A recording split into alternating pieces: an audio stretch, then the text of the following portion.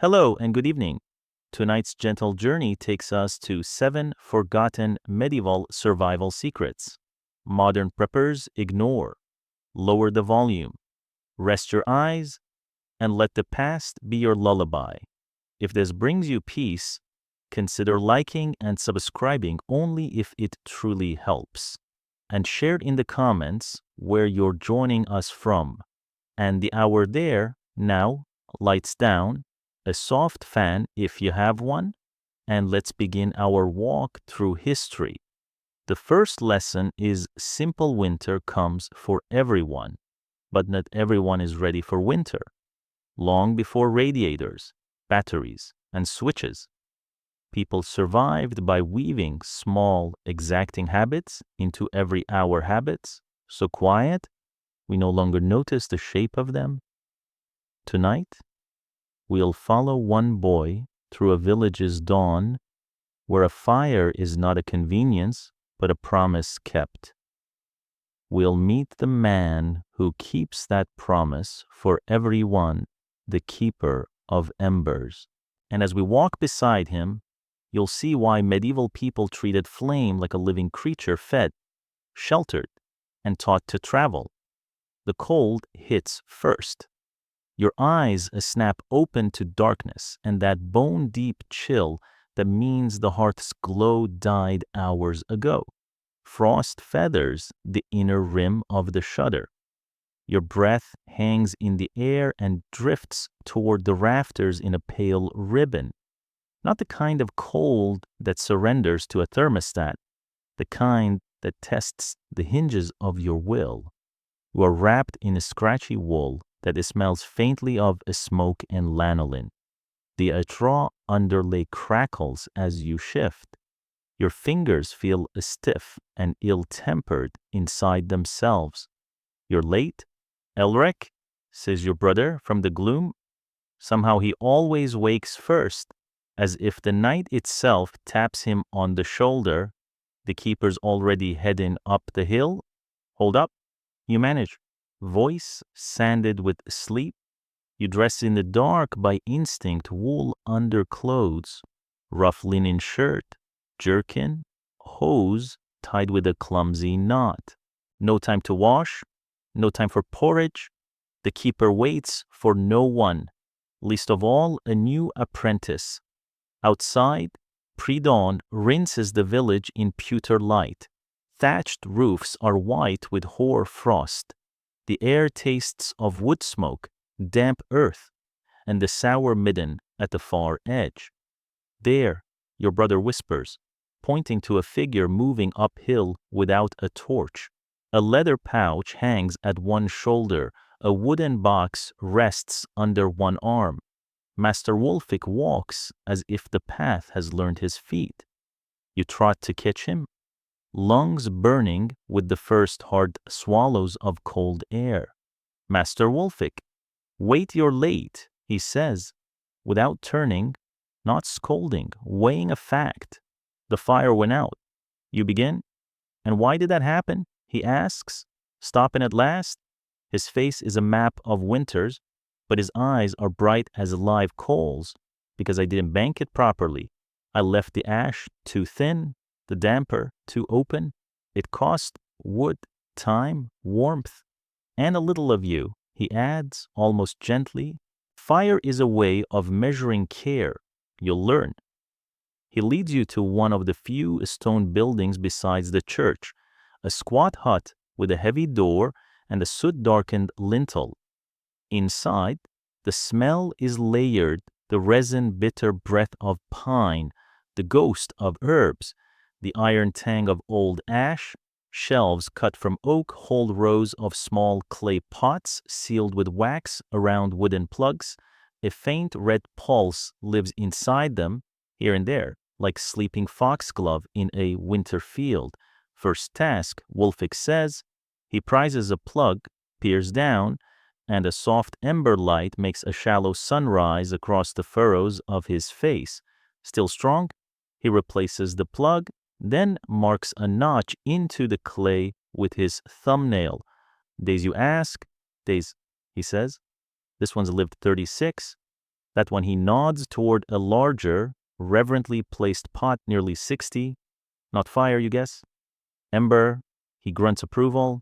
A fire is a shout, an ember is a whisper easy to carry. Hard to silence, he works with a hollow reed, thumb thick and forearm long. Elder is best, he says, but this will do. With a hooked iron, he teases a perfect ember from a pot, bright as a fallen star, yet no larger than a fingernail moon. Too hot and it eats itself, too cool and it sleeps forever. He slides the ember into the reed, seals one end with clay, pricks a pinhole through, then seals the other. Too much air, he says, and you have a brief blaze and a long regret. Too little, and you're a pilgrim without a lamp. He turns the reed in his fingers. It fogs the air with the smell of warm clay. Get it right, and you're traveling with dawn. You look around with new eyes. Every shelf is a library of fire containers for shepherds who will climb past a snow line, bundles for traders who will face wet roads and colder inns, stouter pots for charcoal burners who speak more often with trees than with people. The system is tidy. It is also a mercy. Why not flint and a steel, you ask? Thinking of the unlucky morning your father spent a full hour teasing the sparks onto damp tinder while your mother's breath came out in silver ropes. Wolfic's gaze seems to look past you, through thin places in the air, to an older story. 3 weeks of rain last winter. Oswald's hearth was drowned wood and a stubborn air. They struck until their knuckles split. The littlest girl turned blue with cold.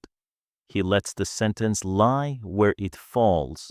With a bundle, they would have had flame before fear. Outside, the sky brightens few degrees toward day. Footsteps sound on the path, the measured tread of people who have already learned the cost of inattention. A merchant arrives first, face red from weather and from worry. 3 bundles to Eastwick, he says, fumbling at his purse. 2 days' journey, Wolfic replies. 2, 3, the merchant says. Roads are wet. And after the miller, he stops. They all stop at some shared cliff edge in the conversation. 3, Wolfic agrees. He selects them with a midwife's concentration, 1 for the cart, 1 for night fire, 1 for what if. Rotate them. Don't let any single ember carry your burden alone. You are put to work. You learn the small, secular liturgy, how to lift a plug without waking the ember too much, how to judge its color, its language, how to seat it in reed or elder, how to prick air holes no wider than a hair, how to seal with beeswax softened against the warmth of your palm. Your hands learn to smell the difference between oak ash and birch. Your eye learns the right shade of orange a fox's eye at dusk, not a forge. The room has become a quiet constellation, little planets of heat making their steady, defiant orbits. Between visitors, Wolfic shows you a pot with dried tinder mushrooms, pale flints of fungus that carry embers across improbable distances. Birch gives these, he says, and birch gives bark that peels like paper in a rain. He smiles at the tree without looking at it. The birch is kin to the traveler. He gestures to the church beyond the workshop window. They keep a sanctuary lamp, he says. We keep many. The Romans kept vestal fires. The Norse kept a hearth when the sea froze. Our village keeps Wolfic. He does not say this with pride. He says it like a list of ingredients: oil, flax, gravity, patience. A shepherd comes for a small bundle, hands cracked like bark. A family heading for kin in the next valley comes for 2. Each tells a story without telling it, how winter is a long arithmetic of small salvations, how the difference between home and hunger might be 3 pinholes exactly placed. By late morning, your empty stomach knows its own name. Wolfik gives you a heel of rye and a pot-warmed thumbstone to hold while you eat the first hint of other village technologies that trade heat like coin. You ask if the ember will endure while you rest your legs, if you respected it when you sealed it. He says, respect is a better fuel than pine. You venture a question, is fire a tool or a creature? He tilts his head, both. That's why it stays with us. Tools we neglect, creatures we tend, call it a guest who pays its way. The door opens to let the sun consider the threshold. A last traveler bends his thanks and leaves. Wolfik tidies the shelves, his hands aslow with thought. Bank your home fire tonight, he says, as if you meant to see morning. He presses something into your palm, a small, carved wooden container warm as your own blood. Inside a reed sealed with clay and a pinhole sized like a careful promise. You're first, he says. Guard it. When it weakens, bring it back. I'll show you how to pass life from old to new without dropping it. You step outside and pause, listening to the lowing of cattle, the slow yawn of the village waking, the soft purl of smoke rising from roofs like braids. The cold still gnaws, but you're carrying a vowel of summer in your pocket. Down the hill, your family's hearth waits, ash gray and embarrassed. You imagine the way the ember will kiss the kindling, how the small flame will ladder from twig to split, a stick to log, how the room will turn from stone to skin. What you carry is not just heat. It is a way of remembering. It is an old answer to a new problem, what to do when systems fail and the dark comes early. You close your fingers around the bundle, and it answers with a shy warmth. The first lesson lands in winter. Survival is not a single heroic act, but 1,000 tiny fidelities, repeated without applause. Fire is one of them, and tonight, your family will not wake to frost on the shutters. By afternoon, the cold has learned your name and uses it freely, slipping beneath your collar, touching the soft of the wrists, searching for any unguarded seam. You return to Wolfik's hut with your ember still steady, and something in you has changed, like you're listening for a pulse beneath the village's noise and realizing it is fire. It beats in ovens and smithies, in kitchens and smoke barns, in ash pits and lamp niches. If the village were a bedi, flame would be its blood carried, portioned, clothed, and coaxed along. Wolfik senses the thought before you form it. You see it now, he says, crouching to nudge ash aside in his hearth. Not 100 fires, but one flame braided through many hands. He shows you how to bank a hearth so it wakes with the morning. The art is not a strength, but sequence embers gathered from the hottest heart, covered with fine ash that whispers as it falls.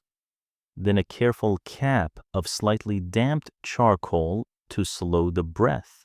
He lays split sticks in a cross that looks like intention, then covers the whole with a hush of ash, leaving just enough looseness that the ember can taste air.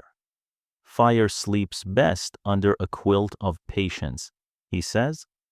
Wake it gently, and it wakes gentle. Your hands learn the rhythm of tending.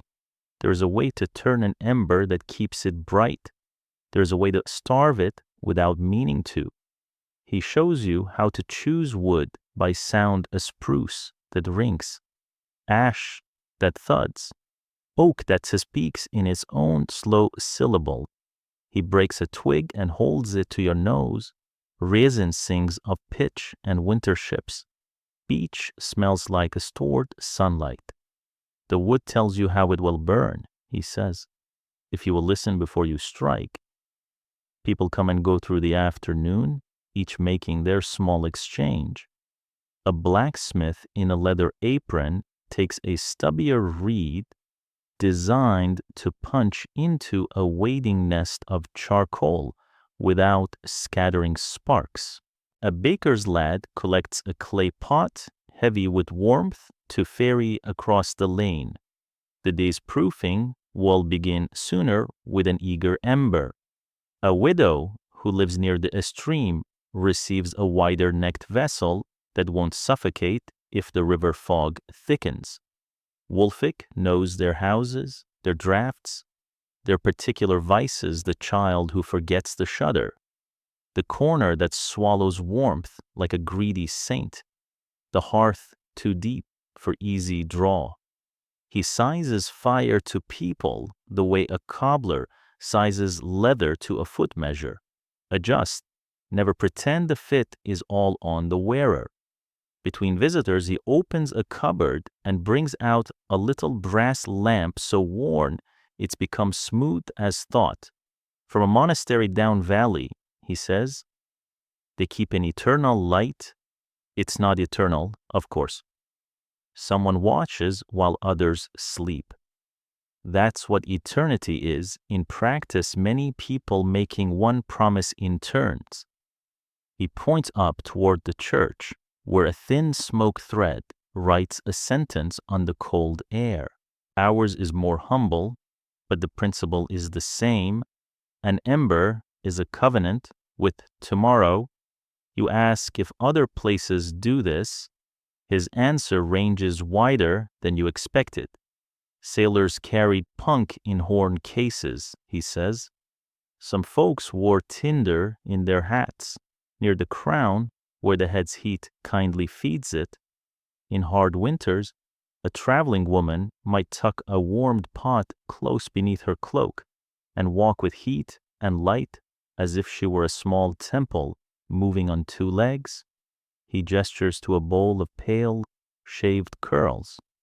Birch bark peels like old parchment, takes a spark even when insulted by rain. Birch and fungus together are the pilgrim's choir. His language startles you practical, then suddenly ceremonial. You realize the practical and the ceremonial are the same thing here. To save a flame is to save faces. To keep fire is to keep names from becoming laments. A boy stumbles in with wet sleeves and a look that hasn't decided whether it will cry. It went out, he says, holding a clay cup the way a messenger holds bad news. Wolfic does not scold. He opens the pot, reads its history in a glance, then sets a new ember on a waiting reed.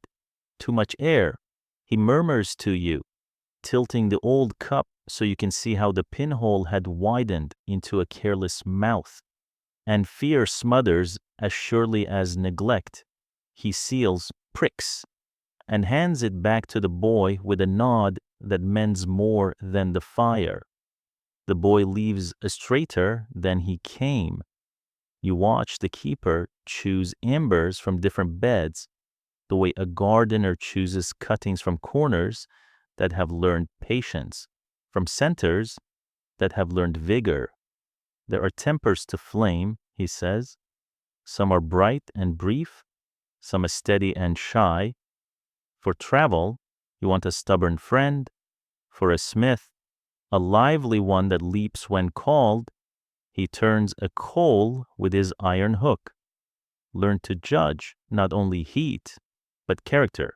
He lifts a pot you haven't seen, broader and heavier, sealed with a lid that bears a faint cross scratched by a careful hand. For the midwife, he says softly, her nights are the village's nights. She needs a ready light in rooms where men do not go. I make hers with double walls and extra wax, so it never betrays a newborn hour. He replaces it with reverence that is not performance.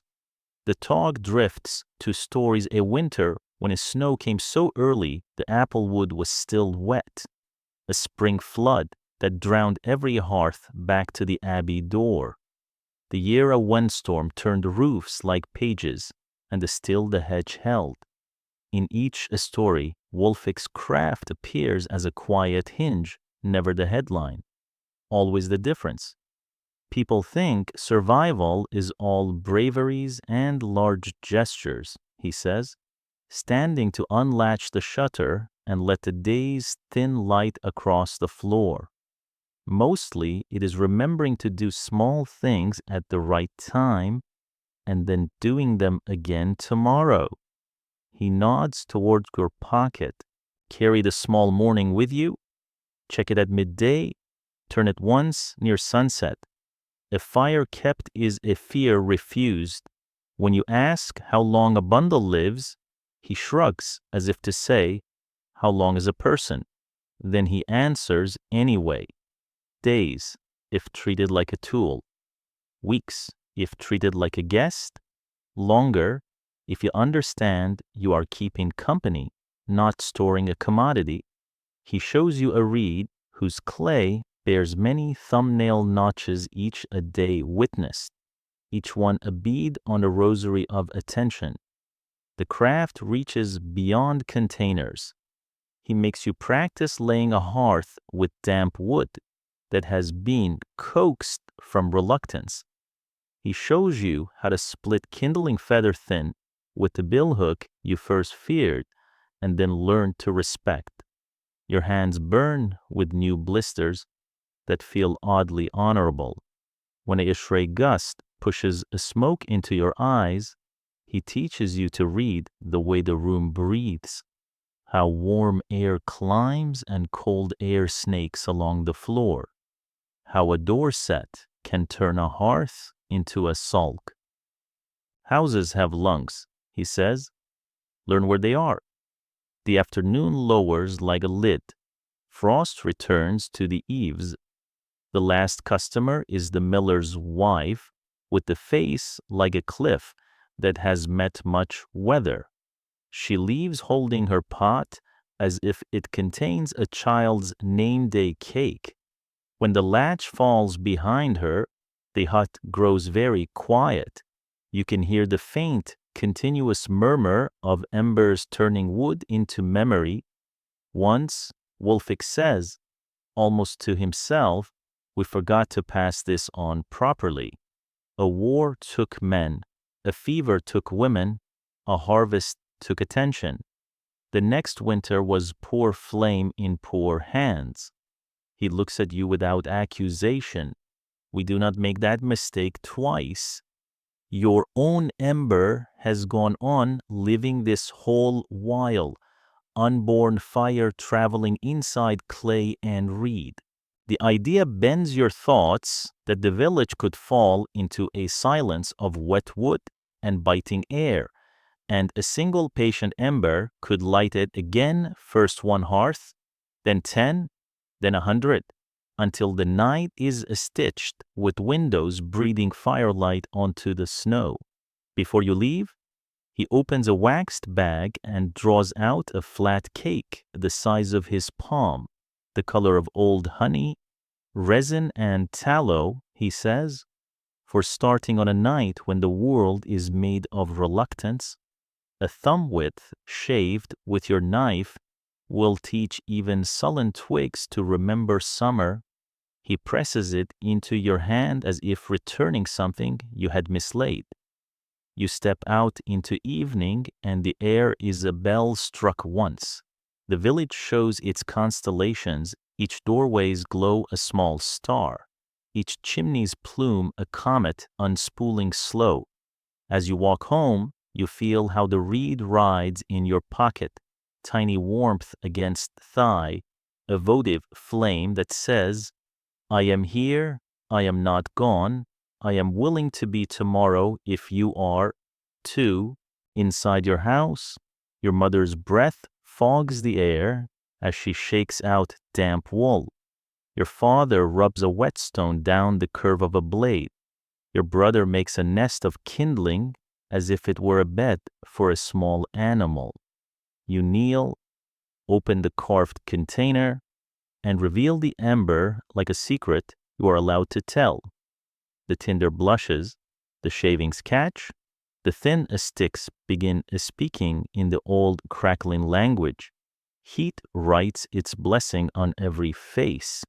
You bang the newborn fire exactly as you were taught, ash like snow, charcoal like patience, a promise of air. When you close your hand over the reed again, it is lighter now, but not empty. It holds the habit that will keep holding you. There was a time when you thought fire was the bright part alone, the flame, the show.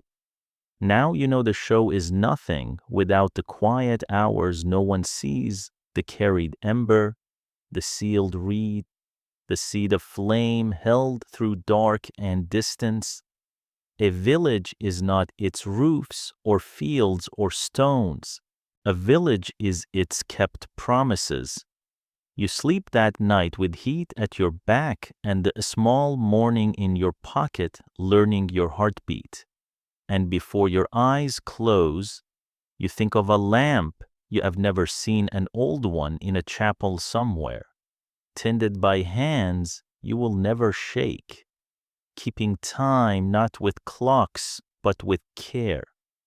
The difference between eternal and night after night is simply that somebody stays. Dawn returns gray and brittle, like pottery before firing. The night has left everything rimed, door latch, fence post. Even the wool on the sheep's backs glimmers faintly as you walk past. The world looks as though it has forgotten color, and yet inside your chest something burns steadily. A private sunrise carried from the keeper's hut. Your mother touches the new fire that still breathes in the hearth. You banked it well, she says, and there's quiet pride in her voice. You don't tell her about Wolfik's gift. You only nod. A small success in a world that measures its blessings in warmth, not words. By mid-morning, you're back at the hilltop workshop. The smell greets you first. Wood smoke, threaded with the sweet tar of pine resin and the faint metallic ghost of ash. Wolfik is already awake, sleeves rolled, turning one of the ember pots in his calloused hands as gently as a baker checks dough. He glances up. Good. It lived. You hold up the little carved box. Still warm.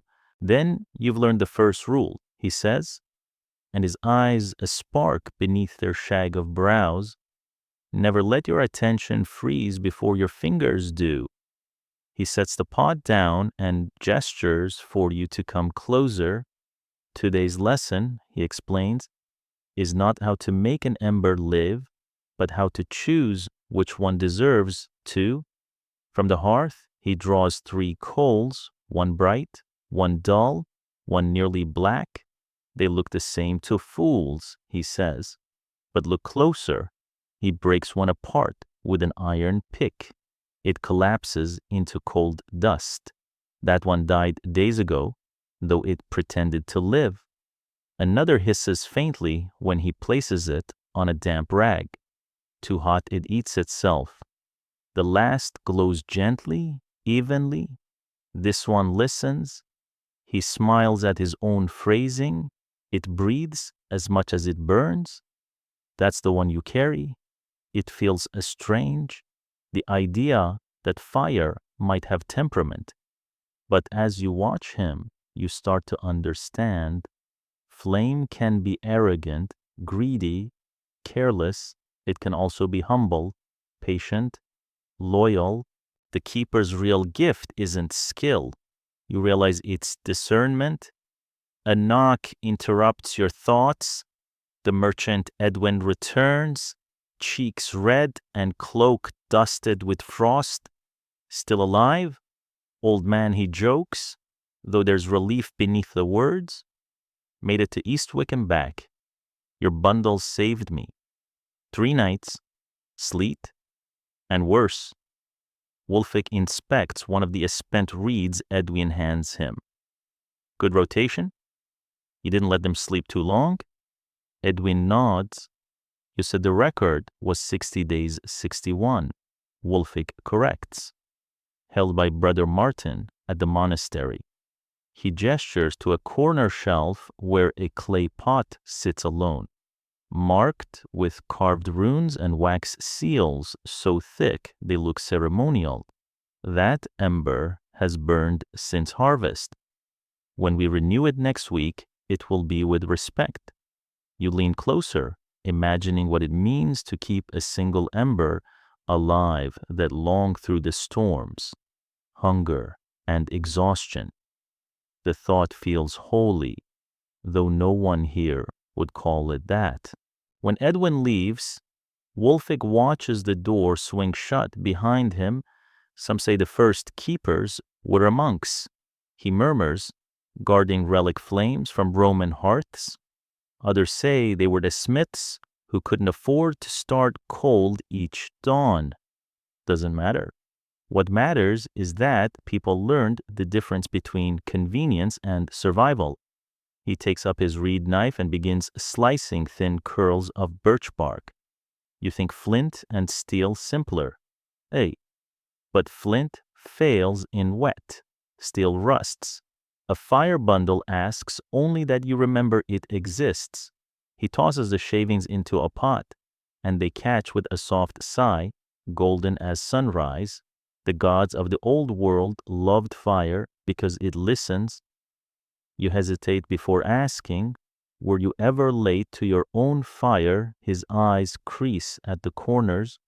Once, I was young, proud, and I thought an ember could forgive neglect.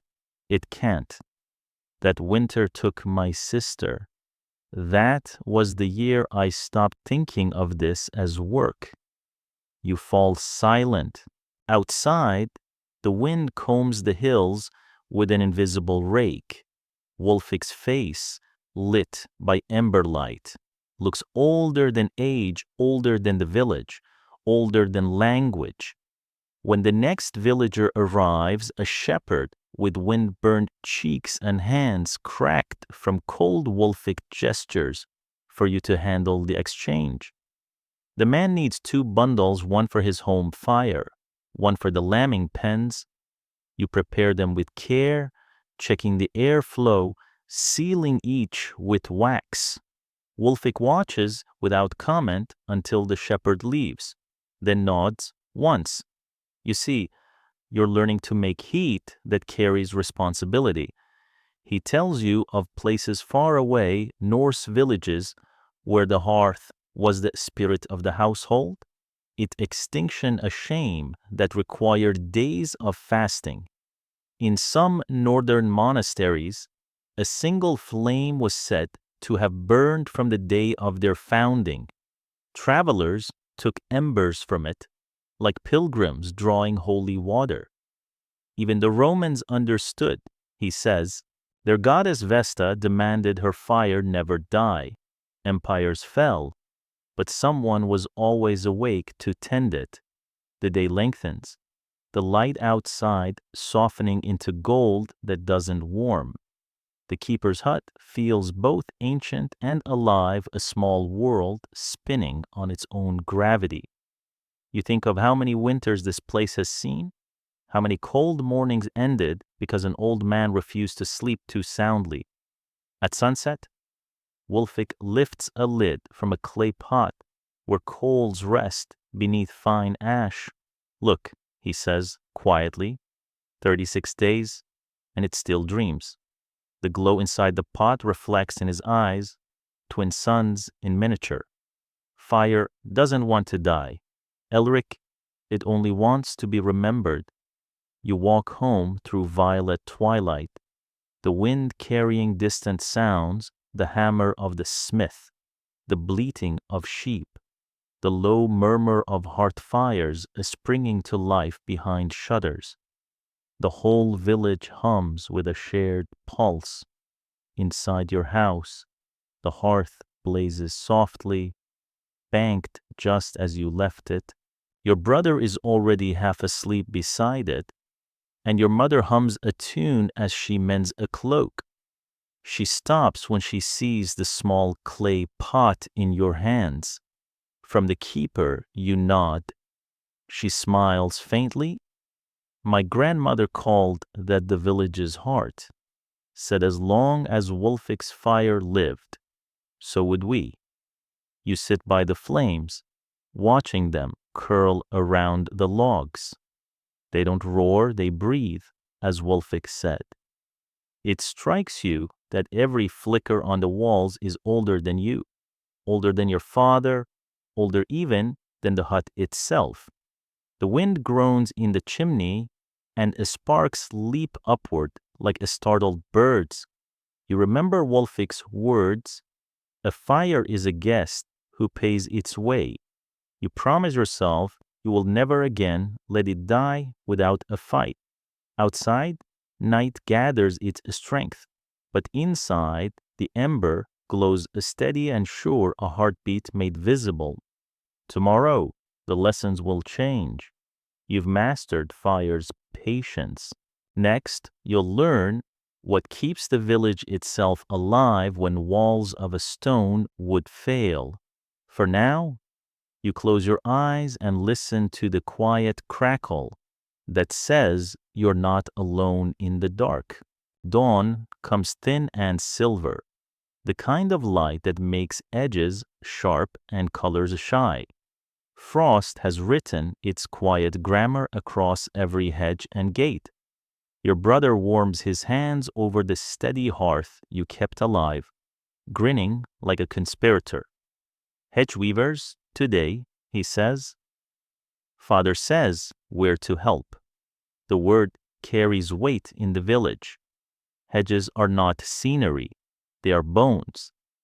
By the time you reach the northern boundary, the morning mist clings low to the fields, and the living wall rises out of it like a green cliff arrested in winter.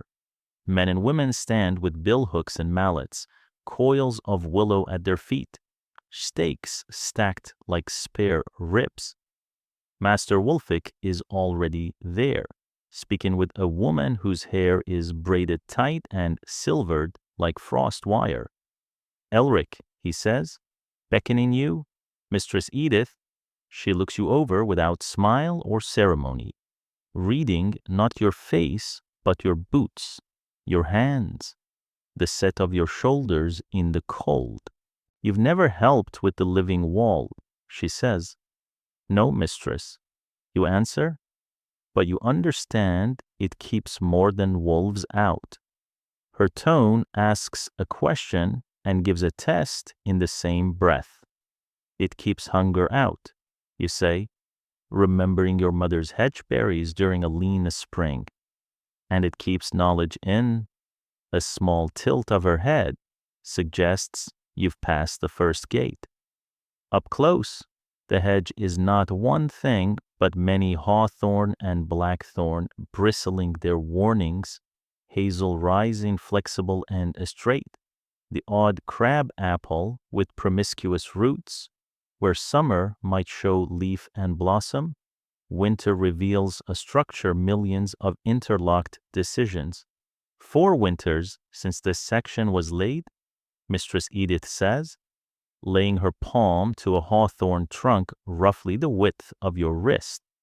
The pleaters are ready. Pleaters, you ask? The stems we cut and lay, she says, drawing her billhook a crescent of tempered steel with a bite-like intention. Watch. 2 weavers step to the hawthorn.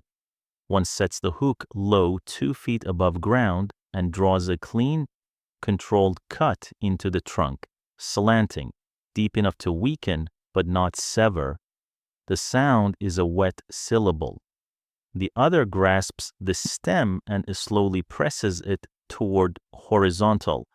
You expect the trunk to snap? It does not.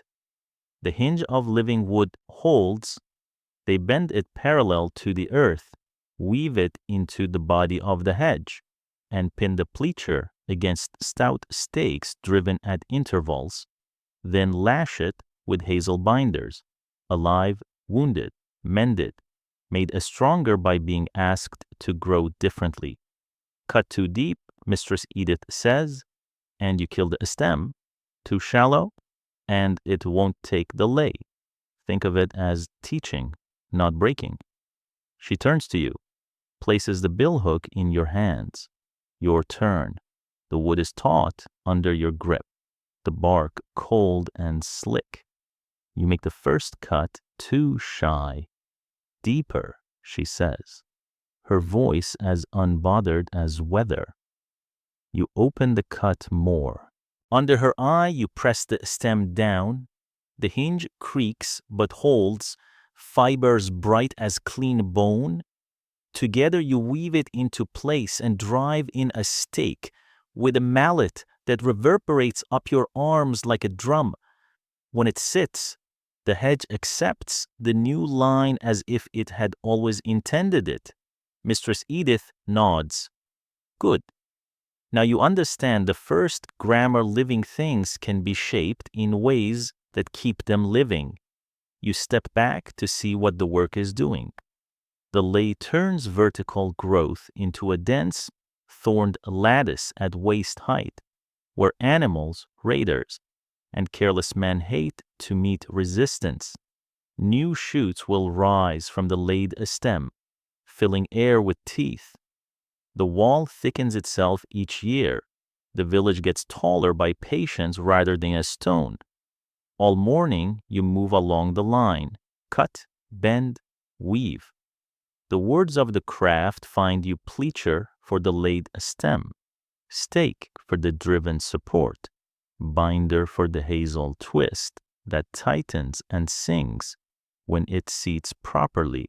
There are styles in other valleys, some hedges step high, some low, some show a double row of stakes, some a single, some leave pleachers proud to throw new shoots. Mistress Edith cares less for names than for outcomes. A hedge ought to stand against cattle and men, she says, and feed birds while it does. The thorns are not metaphor. Blackthorn carries 2-inch needles that take a piece of winter into any wound. Hawthorn's barbs hook and insist. Your gloves do not spare you entirely. You bleed a little, and the hedge takes your offering with the indifference of good work. During a lull, Mistress Edith gestures along the living wall. Tell me what you see, she says. You look, then look better. Hawthorn for the lock, blackthorn for the barbs, hazel for the stakes and binders, there elder for medicine, and you squint graftings. A crab apple's familiar crookedness is woven in, its bark marked with old scars where a better bearer was joined to a rougher root. She gives the smallest smile, food, medicine, defense, all in one seam. She points further a small, dense shrubs shaped to the ground. Here's a run for foxes. We keep it on purpose. Foxes, you ask? Startled. So near the village, foxes eat rats, she says. Rats eat our grain. We'd rather owe a fox than a famine. As if called, a slim red body ghosts along the base of the hedge, a rust-colored thought traveling its private corridor. Above, a wren scolds. In the next reach of hedge, a thrush flies up with a flicker of white. Mistress Edith nods to the birds. They pay their rent in insects. You notice other things, small woven gaps that only villagers would recognize. Hedge ports, she names them, disguised openings for our use. In trouble, we close them in a breath. She demonstrates a bundle of blackthorn, pre-laid and wicked, slides into place and erases the door as if the hedge had dreamt it shut. You eat midday bread and apples found without taking a step fruit from the hedge itself, dried and sweet as summer. While you chew, she explains the season of the work. We lay in winter when the sap is down and the root has will. In spring, the wounds heal as strong. Lay at the wrong time and you get rot and ash. You ask how long to make a hedge that truly stops men. 3 years to discourage a fool, she says. 7 to make a mind change. 20 to make a raider swear and look for a weaker village. She leads you to an older section. Here the hedge is no longer a line, but a presence. Trunks at the base have fused into a wood reef. The top towers well over a man's reach. The skin is all thorn and shadow. Symbols are cut in older stems, small. Careful marks like letters that never learned paper. You run your fingers over one, a series of notches, a circle, 3 short lines. Reminders, Mistress Edith says, yarrow here in spring. Blackthorn flowers for syrup when coughs come. Hazel where the ground is wet. The hedge is our shelf and our script. She looks past you, into years. If soldiers burn our books and priests confiscate our tracts, the hedge remembers. Knowledge with roots is hard to uproot. You think of walls of a stone that fall with a single battering ram, and this wall that tightens and thickens when attacked, that heals its wounds with green patience. The Lords love their dead walls, one of the older women says, thumbing a knot into a binder and biting it tight. We keep a live one. Ours grows meaner when weather tries it. Afternoon work brings rhythm cut, bend, stake, bind, step, again. Your shoulders thrum, blisters bloom. You learn to read the grain before you cut, to sense when a pleacher will take a lay and when it will sulk, when you misjudge and a stem splits. Edith's look is not anger but instruction. We do not waste, we learn. The split becomes stakes, the trimmings become kindling. The smallest brush feeds a future smoke, nothing thrown away. The hedge is a factory that makes defense from discipline. A young man at the line curses when a thorn finds his wrist. Language. An older weaver snaps, not unkindly. Save swearing for raiders. Laughter runs along the hedge, small and quick. It feels like something larger than humor, a binding like the hazel that keeps the work together. Toward evening, you reach a ridge where the wall meets open land. Mistress Edith gestures at the view, the village within, fields like careful thoughts, the church spire a lifted finger, smoke from roofs curling into the low sun. There was a bad year, she says softly, and the workers nearby quiet as if they've rehearsed this silence. 50 winters back, 3 villages burned. Raiders tried our wall 2 days and went away with a memory instead of a victory. She lays her palm to the hedge as to a living shoulder. Our grandparents slept behind this pine. We repay that by keeping it strong. She shows you a piece of old graft, a pear, trained low into the hedge, so its fruit drops within the village. Hunger makes thieves, she says. We afflict hunger first. There is an ethics woven in with the hazel.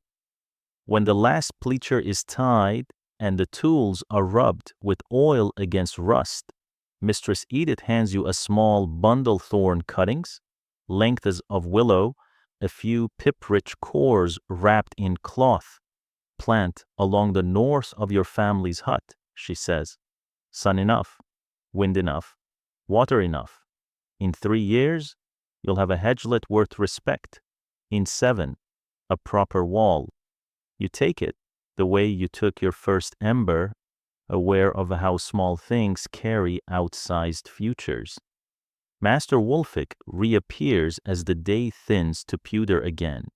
He inspects your hands, the new scratches, the dirt ground into your lines. Did the wall teach you, he asks? It taught me that the strong and living are the same word. You answer. He nods at Mistress Edith. He'll remember. Memory is not enough, she says. He must plant. Her eyes soften by a breath. The land forgets a lazy man. On your walk home, the hedge is at your side like a quiet companion.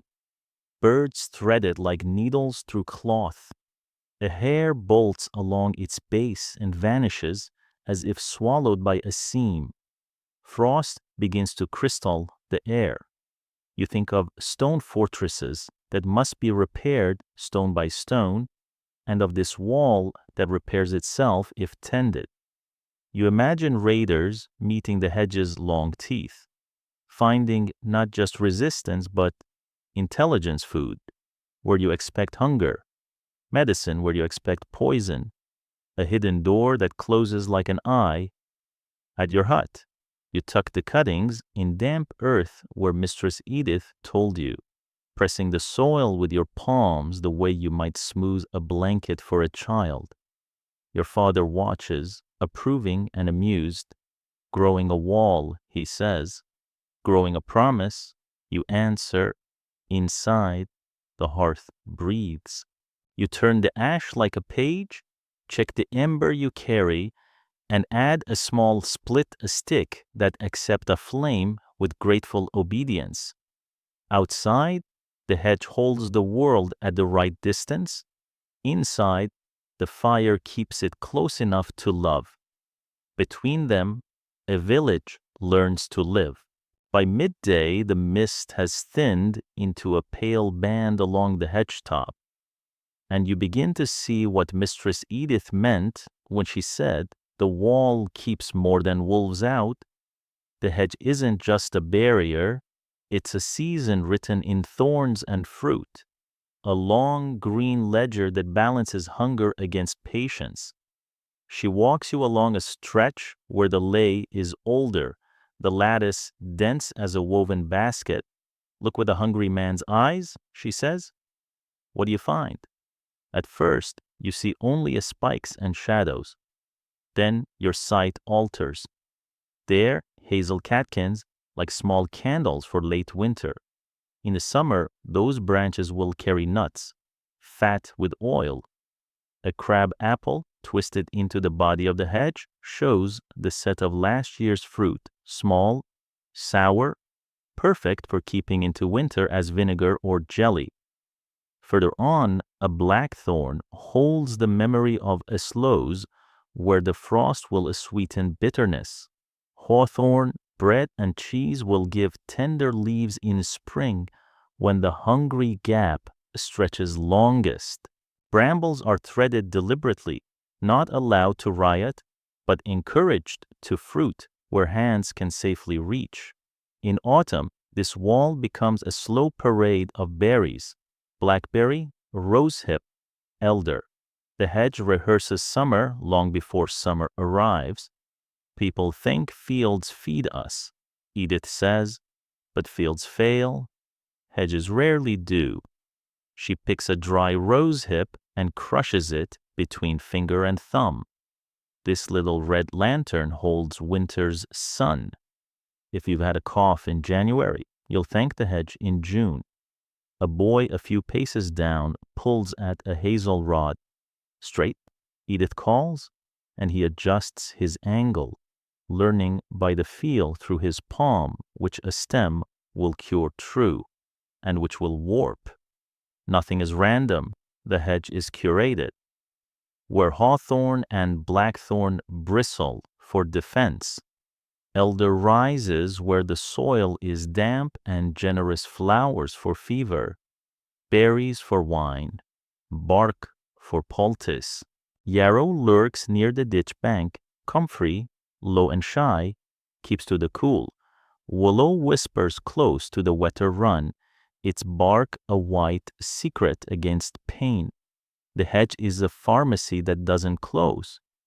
You crouch to the base, where the ground is a tangle of roots and leaf mold.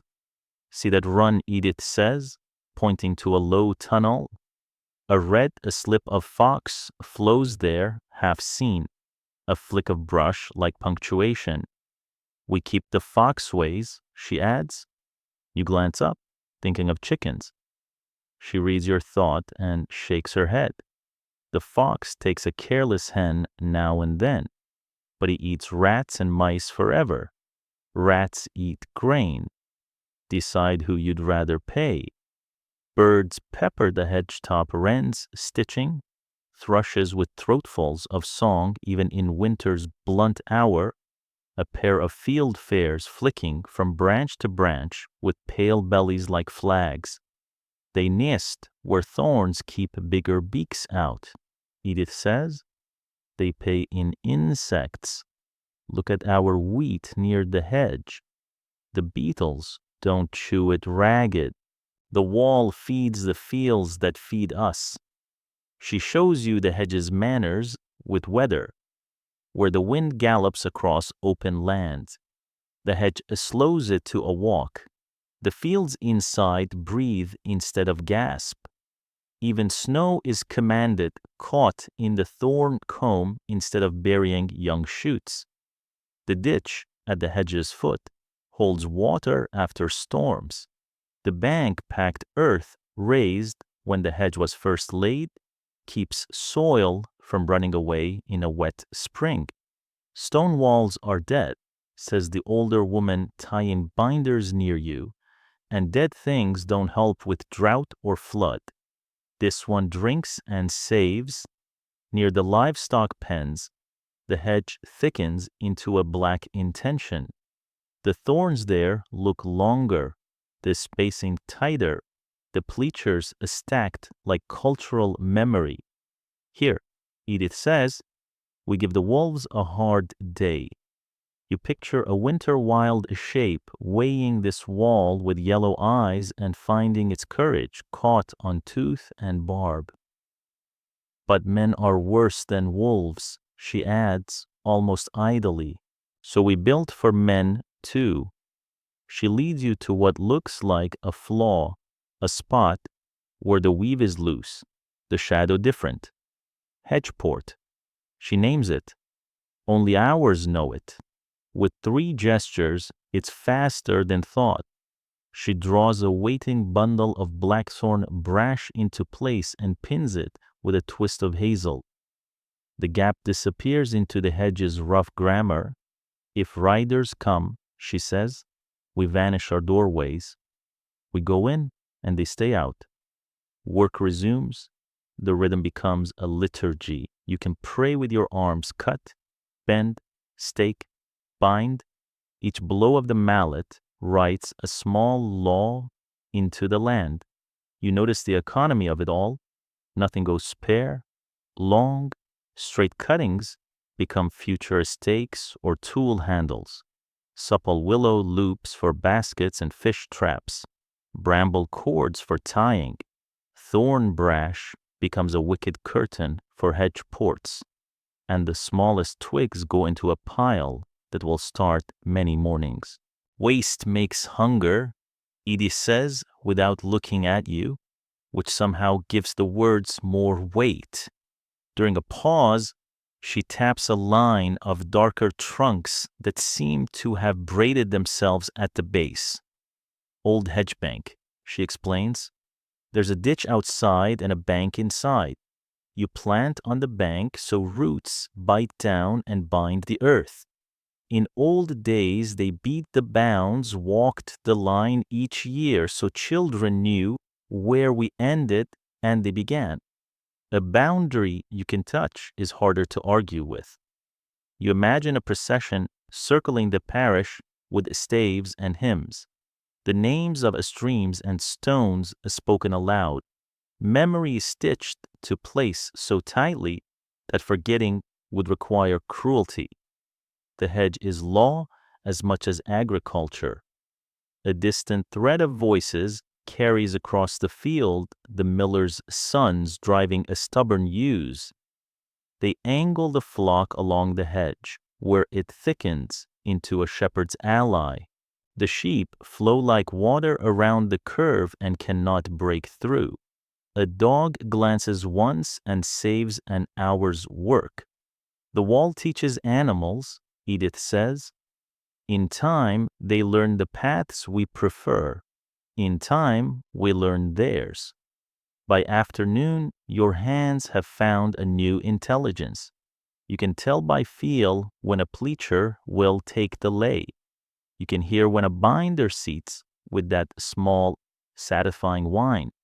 You can smell green life begin its healing as sap wakes at the cut. When you spoil a stem cut too deep, and the hinge shows white like bone, Edith makes you stop, breathe, and turn the mistake into something other than failure. 2 stakes, 3 binders, a bundle of kindling. Thrift is a virtue not because it is stingy, she says, but because it turns grief into use. Why are there apples here at all, you ask, perplexed by the grafted fruit trees woven into places that are otherwise teeth and thorn. Because raiders get hungry, she answers, and hungry men make bad decisions. We make the easy decision ours fruit drops inside the hedge, not outside. Food bends a man faster than fear. She taps a crab apple's trunk, where a smoother branch joins rough a stalk, the graft union a scar that tells 2 stories knit into one. Grafting is honest trickery, she says, with approval. You take a bitter root that laughs at frost and give it a sweet tongue. You take a sweet bearer that would die of the first scolding winter and give it a hard heart. Together, they make fruit that keeps. The older weaver near you snorts. As with people, she says, everyone pretends not to smile. You notice dye plants in the hedge's fringe, where the south sun warms a bank weld for yellow, madder rooting red beyond the ditch, walnut at a corner promising brown in both hull and heart, elderberries for a gospel of purples. Edith points them out with the casualness of someone counting coins. Cloth forgets its color without a hedge, she says. So do lives. The talk meanders the way field paths do. Someone mentions a famine 3 winters past when mold took the rye and rain took the rest. Children's bellies grew round with not enough, and mothers learned the bitter mathematics of slices. Hedge kept us, the older woman says, matter of fact. Rose hips and sloes and the leaves the fancy call salad, and the hungry call supper. The hedge didn't ask for coin. Late light finds the hedge's teeth and sets them burning dull cold.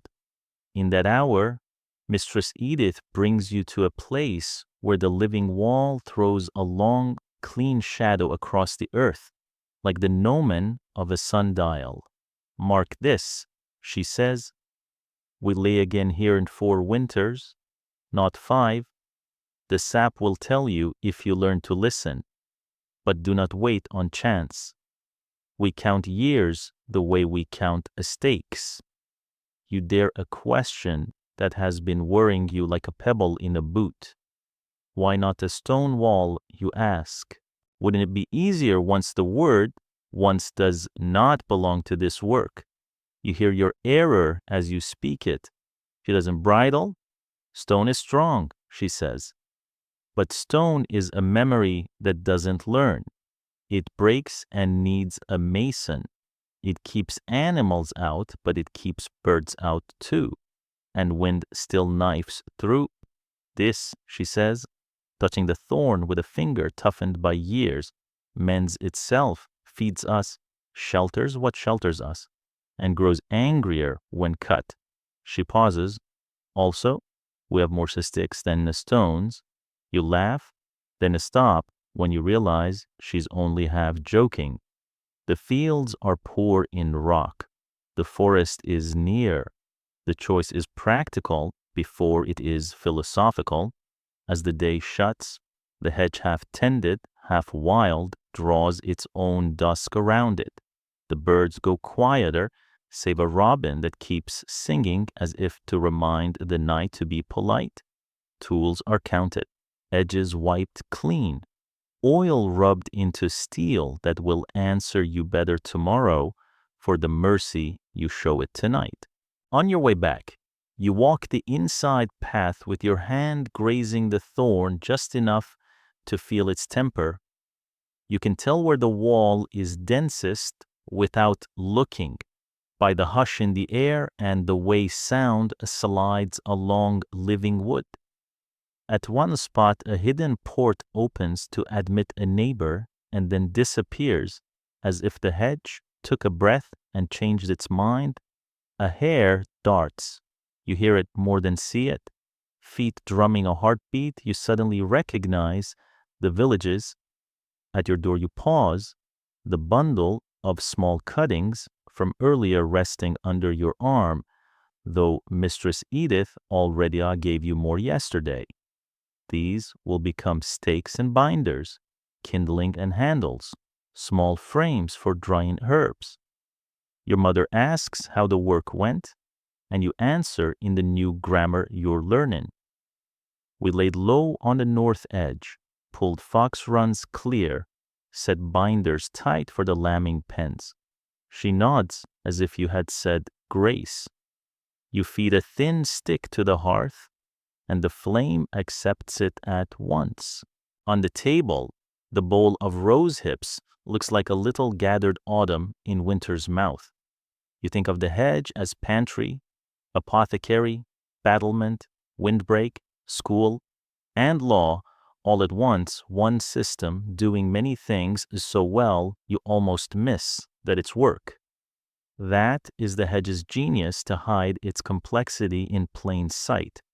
Then ask only that you keep your promise to tend it again in 4 winters, and 4 more, and again, until your grandchildren's hands are the ones learning the feel of a good cut and the patience of a living wall.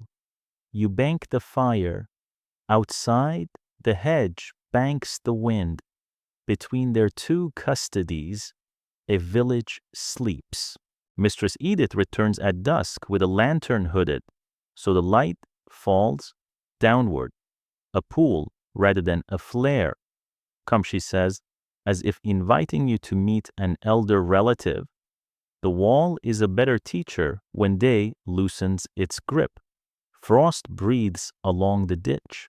The hedge rises as a dark band against a sky still rinsed with the last dilute blue of afternoon. Owls speak somewhere you cannot place. A fox writes its quick signature in the rime and vanishes. You have walked this boundary since childhood, eyes sliding across leaf and thorn, the way one's gaze slides across familiar script without reading. Tonight the wall insists on being read. Mistress Edith stops where the living fence swells broader, older, its base a tangle of trunks that have grown into one another until separation is a guess. Here, the hedge is not a line but a body, scarred by winters, shined by hands. 8 generations, she says, laying her palm on bark. My grandmother's grandmother cut her first pleacher here. If we keep our promises, my granddaughter will lay her first in the same place. She lifts the hood of the lantern and lets a warmer light slant across the stems. At first, you see only old wounds and old work where billhooks bit, and the wood answered with growth. Then shapes begin to declare themselves. On a hawthorn limb as thick as your forearm, a notched tally climbs in clustered marks. On a blackthorn close by, a shallow ring, then 3 short lines canted north. Another stem bears a small cross hatch. that has weathered almost smooth. Further along, a twist of hazel holds a braided string, tucked beneath bark, swallowed and kept. What do you reach, he asks. You frown, then let your eyes relax. The way you learn to look for birds by seeing the space between branches, rather than the branches themselves. Days you venture, touching the tally, or winters. The cluster, every fourth notch, might be laying cycle, she says. 4 years here. 6 on the east side where the ground is thinner. She moves the lantern to the blackthorn. This she taps, the ring is harvest. 3 lines for 3rd month, not for fruit, for flower. We stew blossoms with honey for cough, but only early, late petals turn mean. This crosshatch, you ask. Hazelnuts stored here once in a woven cache. When hunger ran long, we marked where we'd hidden the little plenty. She brushes the old scar with her thumb, not a secret any longer, but the mark stays. Remembering teaches even when the act is gone. You begin to see the system, a grammar in bark, a punctuation in twine, a syntax in how stems are bent and where. The hedge is a book without pages, its script renewed by growth, its marginalia cut in winter when a sap sleeps. Letters you ask, thinking of the priest's Latin. Sometimes, she says, but mostly signs that work if you cannot read letters, a ring for moon, a notch for years, a bird track scratched sideways to say harvest when the thrush sings. The hedge does not scold those who can't read. It meets the hand halfway. Further on, she shows you something a stranger elder drilled through and bound with a short peg of oak. Here we taught the wall to listen, she says. When the wind pushes from the west, this peg creaks in a way we know in lambing storms. That song tells us to double a straw in the pens. Your ears become tools if you use them. You remember Oldwin's lessons and feel the 2 knowledges touch hands across the fields. Who carved the first marks, you ask, lowering your voice without meaning to. The dark and the long memory of the place teach you courtesy. Women, she says simply, mostly, midwives, hedgewives, keepers of what grows and what must be kept back.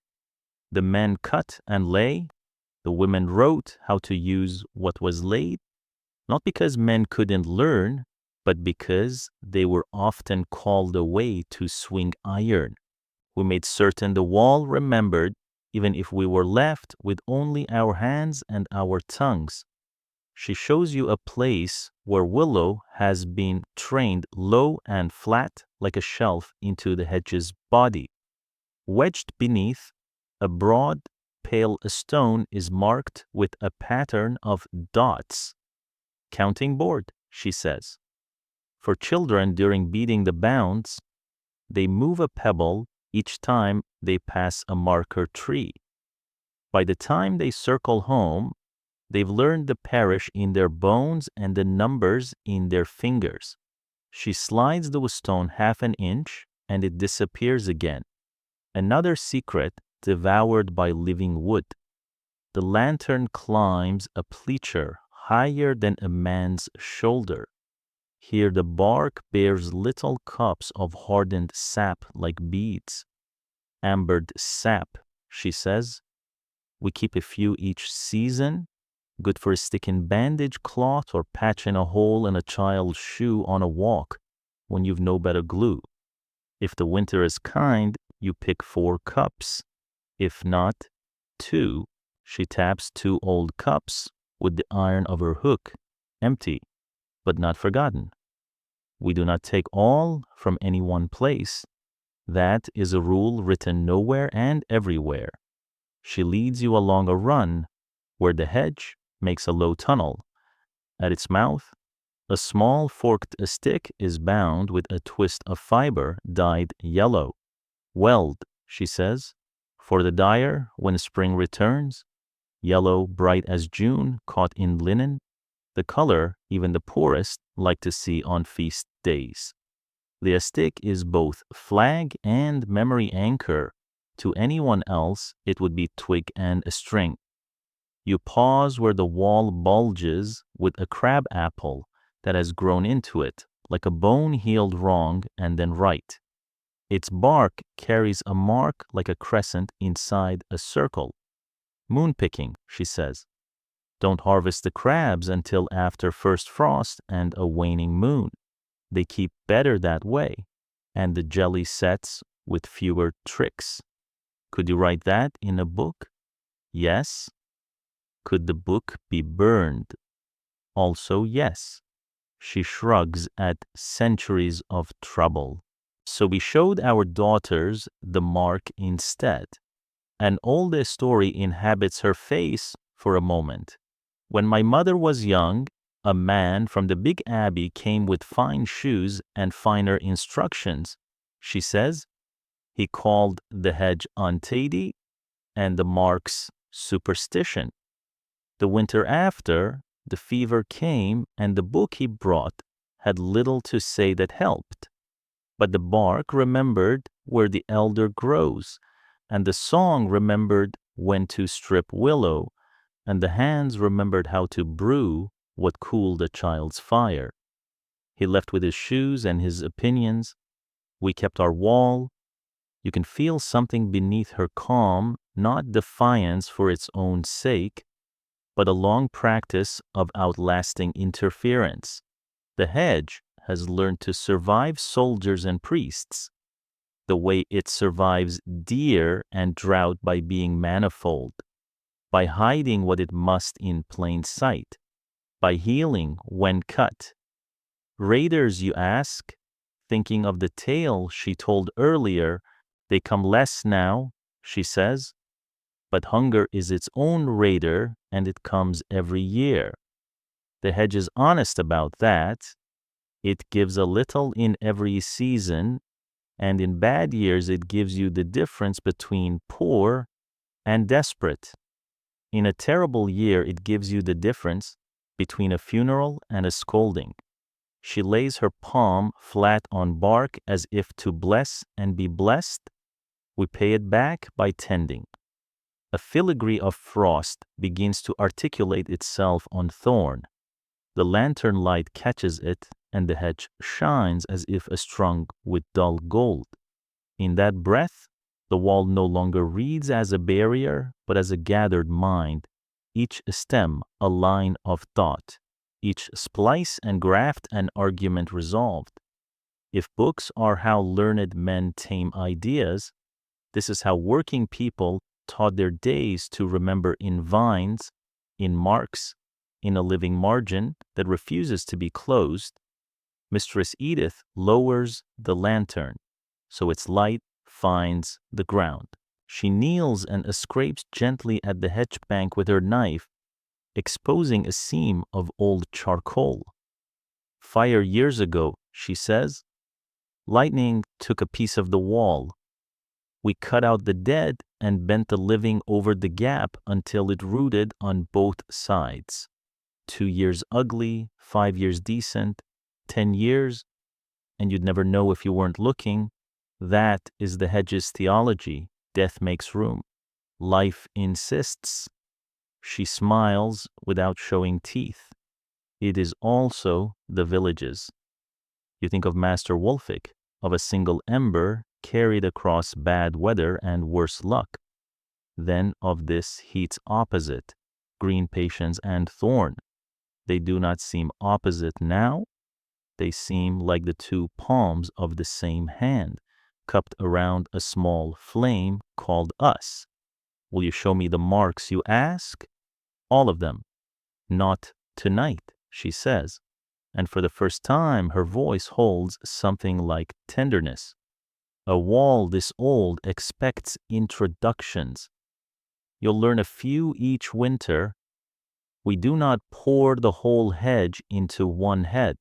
That is how knowledge dies too heavy for anyone to carry.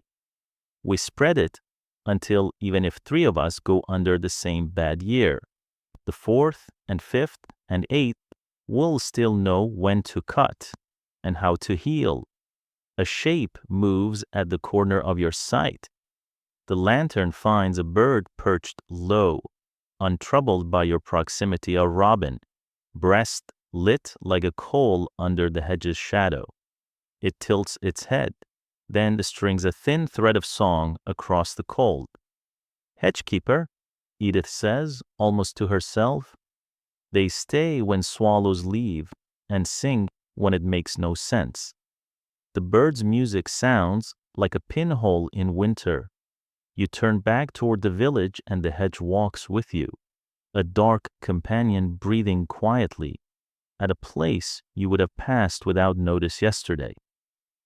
Edith stops and presses your hand to a smooth, pale scar on hawthorn. This one is mine, she says. The first lay I did alone. I leave it unmarked so I can find it by touch. Some things are for hands only, not eyes. She lets your fingers linger there until you feel a slight ridge. The memory of a young mistake corrected. The pride etched in bark. Near the lane, she pauses again. Listening? Here, she says. You hear only your own breath and the soft complaint of leather. Then a new sound resolves from the general quiet, small feet along the run, the brittle tick of thorn against fur. Fox, you say, surprised you can name it? You hear something else, the faintest creak from the oak peg earlier in the hedge, talking west wind. You will never again be able to say the boundary is silent. At your doorway, she hands you a length of hazel with its bark still slick from the day's cold. For your little wall, she says, stakes first, then binders. Plant when the ground thinks of thaw. Let the north hear your intention. Her lantern swings away and becomes another small star in a village dotted with them. You stand for a moment, palm on wood that feels alive, and try to read your own future in the grain. You can't. You can only read the next right act: plant, tend, cut, lay, bind, mark, pass on. Inside, the hearth answers your touch and wakes mild. The hedge has taught you to see how knowledge sits in things, not just in minds, in a notch, a twist, a scar, in an elder peg that sings when the wind is wrong, in a thorn that tells a child to pick berries with respect, in a braided string half swallowed by bark that remembers where hunger hid last year. The oldest part of the wall has given you nothing to carry, but everything to keep a library you walk past each morning and don't exhaust in a lifetime. As the room warms, you picture the hedge under a starlight, its marks invisible again until morning. It does not matter. The wall is reading itself sap down, roots thinking in the dark, wounds sealed and waiting for the spring to make sense of them. Tomorrow, men will again call this just a hedge. Tomorrow, you will lay your hand on it and feel the pages turn. Morning arrives with a pall of weather that looks like breath made visible. The village air smells different today, sweet, dark, purposeful. Your father says only A Wood's barn. And you know what that means? Smoke day? The word moves through the settlement like a bell tone. Families bring what they can spare. Neighbors bring what they hope to keep. Preservation is a kind of prayer, and a smoke is the incense. The barn's plank door groans open, and a world of haze rolls out over your boots. Inside, sunlight filters into long, gold knives that slice the gray at angles, dust and ash glittering as if someone scattered ground stars. The warmth isn't like a hearth, no single blaze. Instead, the steady radiance of several small fires tended low and patient. Rope ladders yank your gaze upward, from roof beams hang sides of meat, hams muscled into dark moons, strings of fish turned silver brown, sacks of grain cinched like sleeping creatures, garlands of herbs, even coils of rope. Everything has a place and a height. Hierarchy, you realize, is the first rule of a smokehouse. Up, meat, middle, grain, low, herb. The voice is a stout woman's, calm as a ledger. Goodwife Awood, broad-shouldered, forearms lacquered with years of resin, and work moves through her domain like a harbor master. She doesn't raise her voice. Smoke teaches people to lean in. You, she says, catching your eye? Hands. You look like you've learned to use them. You cough once, then nod, and she's already handing you a sack heavy with barley. Middle rack, she says. Keep it from the hottest breath, or you'll cook it instead of scaring the weevils. Your arms climb a ladder, and suddenly the barn resolves into a map. At the top, under the hottest, densest smoke, hang the heaviest meats. The heat up there has a weight you can feel on your teeth. A lower tier is all cloth sacks labeled in charcoal smudges barley, rye, wheat. Below them, shelf after shelf of herbs and roots lay spread in mesh trays, their surfaces glistening with dew drawn out by smoke's fingers. Low as a whisper, a rack holds leather and knitting, even a few wooden tools with darkening grain. What's burning, you ask, when your boots return to the packed earth floor. Awood takes you on a tour of fire.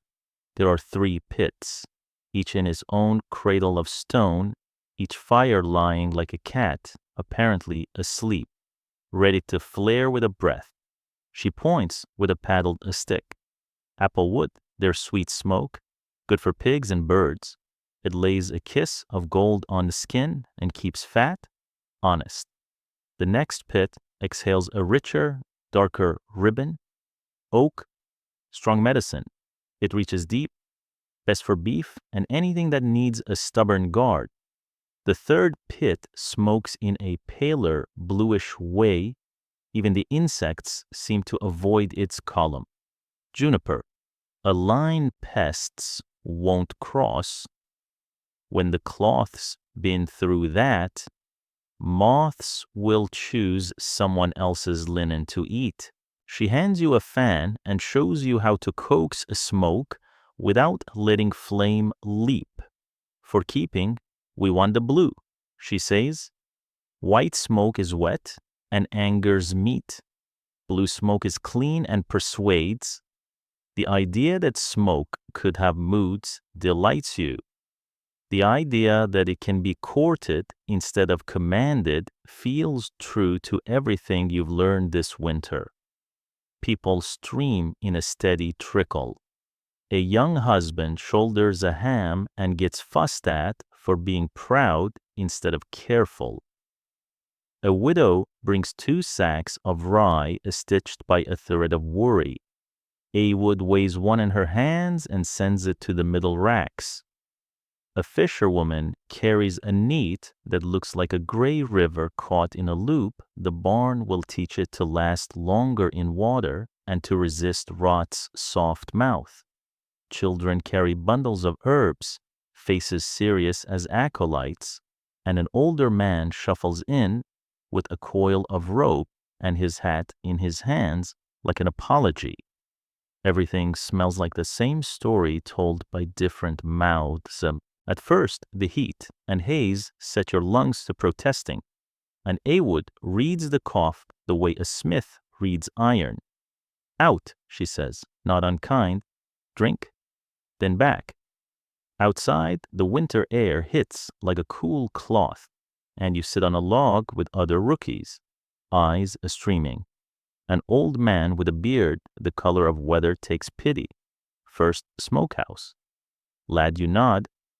We used to think smoke was only flavor, he says. Then we learned it was time in another form. You repeat it to yourself time in another form because some sentences deserve to be kept. Inside again. You begin to see the grammar of this place. The barn itself is part of the plan high roof. Vents that yawn or narrow depending on a wood's hand on a lever.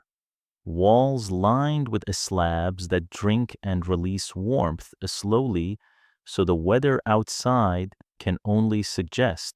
Smoke must move. Too still, it gets sullen. Too quick, it doesn't touch deep. The fire pits, you notice, are not in a straight line. They're staggered like notes of a chord that blends upward into a single music. Why grain, you ask, surprised by the weight of sacks that pass into your hands. Grains feel like summer made solid. Seeing them in winter's smoke is disorienting, like a robin singing in snow. Weevils are cowards, Awood says, and moths have delicate opinions about certain woods. We teach them to find other meals. She pinches a handful of barley and lets it fall through her fingers like sand. Smoke dries and blesses. It's a small magic we can afford. On a side table, a boy is rubbing oil into a wooden ladle till it gleams. Some wood we feed to smoke, Awood says. Some we ask a smoke to feed. She sets the ladle on a low rack where the juniper's breath can slide over it. That one won't swell and sulk when it meets a pot. A man brings a folded cloak wool worn thin at the shoulders, edges shiny from years of weather. For the drive, he says.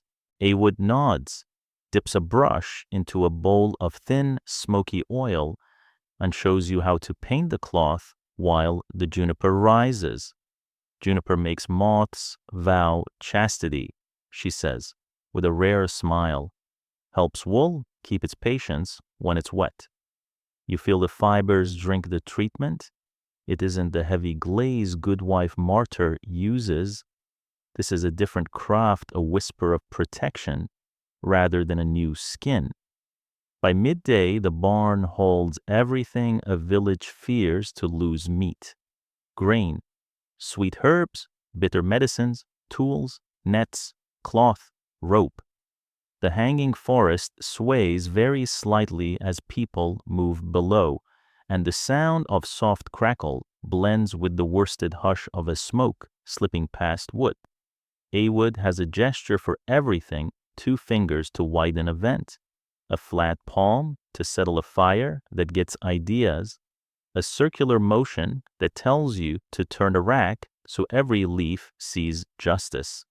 She trusts you with tasks before you feel ready and trusts the work to teach you. When your hands forget and hang a grain sack too high, she sets it right with a nod that means, remember through your wrists, not just your head. There are small rituals that don't look like ceremonies until you learn their reasons. A narrow bowl sits by each pit, filled with clean water. For catching ash, she says, when she sees you looking. Different woods leave different ghosts. Oak ash makes a strong lye. Apple ash gives a softer soap. We keep them separate so we can ask the right one for help later. You think of winter cracked knuckles, of wool that needs a gentle washing and not a scolding. Even the ash gets a second life. A girl your age brings a basket of garlic plaits, cheeks burning from the cold outside and the attention inside. Up where it's honest but not cruel, Awood says, and the 2 of you climb and secure the braids beside a brace of fish. Smoke teaches garlic to mind its temper. She says, takes the bite and leaves the backbone. A couple of fishermen share tricks, learned from the coast how smoke helps nets resist sea, how certain knots remember better after they've seen juniper. They use words you've never heard and motions you've never made. And Awood lets them teach while she tends a fire that briefly thinks about becoming something larger. The blue line returns under her fan. When your chest tightens again, Awood waves you toward the door, but this time follows, leaning against the cold plank beside you. Even outside, the smoke clings to her hair like a shy cat. You understand yet, some, you admit. Enough to know I didn't know. Good, she says. Smoke is better than salt when the air is wet all winter and wood forgets it was once a tree. But it's jealous. It wants watching. Yet she smiles sidelong. It also forgives small mistakes. It's a patient teacher if you don't lie to it. What would be a lie, you ask? Hurrying, she says. Using the wrong wood because it's near. Saying, that's good enough. And then being surprised when a spring smells like waste. Smoke is a ledger. It keeps exact notes. Back in, she walks you past the lowest racks, the realm of tender things. Some herbs only want to meet smoke, not marry it, she says. We give them the least we can and call it enough. She runs a finger under a tray of chamomile blooms. Tiny suns turned pale by winter and nods at their drying edges with approval. Tomorrow, the herbalist will fetch her share, and you'll help her fuss. Different fuss than mine, but still fuss. You look around at what the barn has become this day, not just storage, not just flavoring, but a factory for time, for endurance. Awood's people move with the same quiet intensity you saw at the hedge. No shouting, no waste. When someone drops a tray, 3 others step in. When the oak pit sinks, a boy brings more wood already cut to the size the stone mouths understand. Even the youngest children learn which smoke likes to be fanned and which prefers to sulk. By dusk, the barn glows as if it carries its own memory of summer. The fire pits lick in their beds. The blue smoke is a long, patient language. The hanging lives above darken and cure. Awood sets a stool for you and hands you a cup of thin ale that tastes faintly of apples that once thought about being cider. Most places smoke for taste, she says. We smoke for tomorrow. She lifts her chin toward the racks. In hunger years, this room is the difference between a story that ends sad and one that keeps talking. You think of the hedge, a living wall, learning to say no, and of Wolfix and Ember, a traveling yes. The smokehouse is another verb, altogether endure. You swallow and feel warmth join the ember you carry. The heat batteries you will learn to hold. The hedge's a stored summer. The waterproofing's refusal of rain. Systems nest inside systems the way trays nest inside racks. Awood rises with the economy of someone who will do this again at dawn. We'll turn the meat before first light, she says, already moving. Grain comes down in 3 days, herbs tomorrow if the air stays fair. Sleep, keep your home fire polite, and she tosses you a small twist of the string you recognize from the hedge. Now faintly fragrant, hang this in your clothing chest. Juniper and apple ash together teach moths to mind their own business. Outside, the twilight is the color of cold iron, and the barn sighs behind you like a beast that has decided to be gentle. You cough once more in habit rather than need. In your mouth is the aftertaste of oak and something else time, maybe, or a village's will made visible.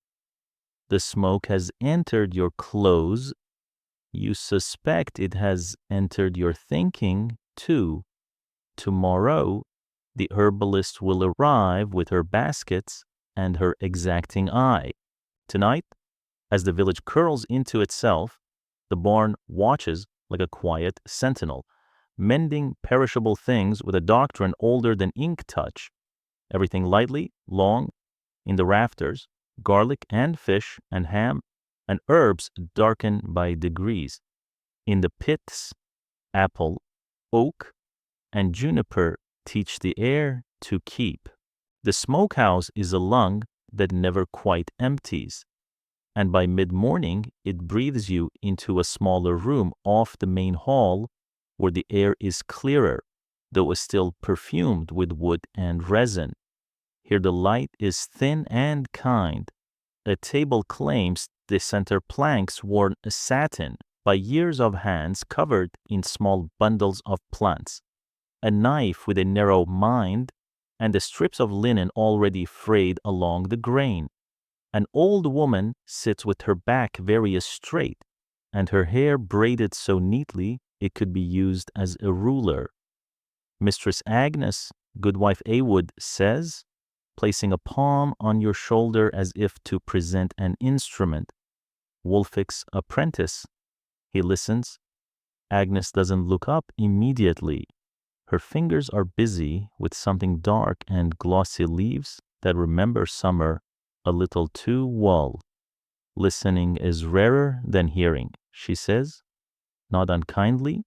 Sit, you obey, and the bench answers your weight with a sigh that has learned patience. We smoke different for different hearts, she begins, and the entire table seems to rearrange itself into categories you hadn't noticed. Food wants one kind of kindness. Medicines want another. Some herbs need a stern talk. Some want only to overhear the conversation. She slides a tray closer and nudges a bundle toward you. Willow bark. You know it. Fever and pain, you say, remembering both your mother's tease and the old man outside who swore alderwood smoke made willow twice as sure of itself.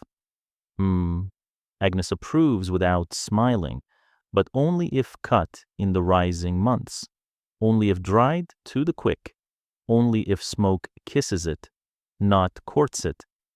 She points to a small brazier near her knee. No apple, oak, or juniper here.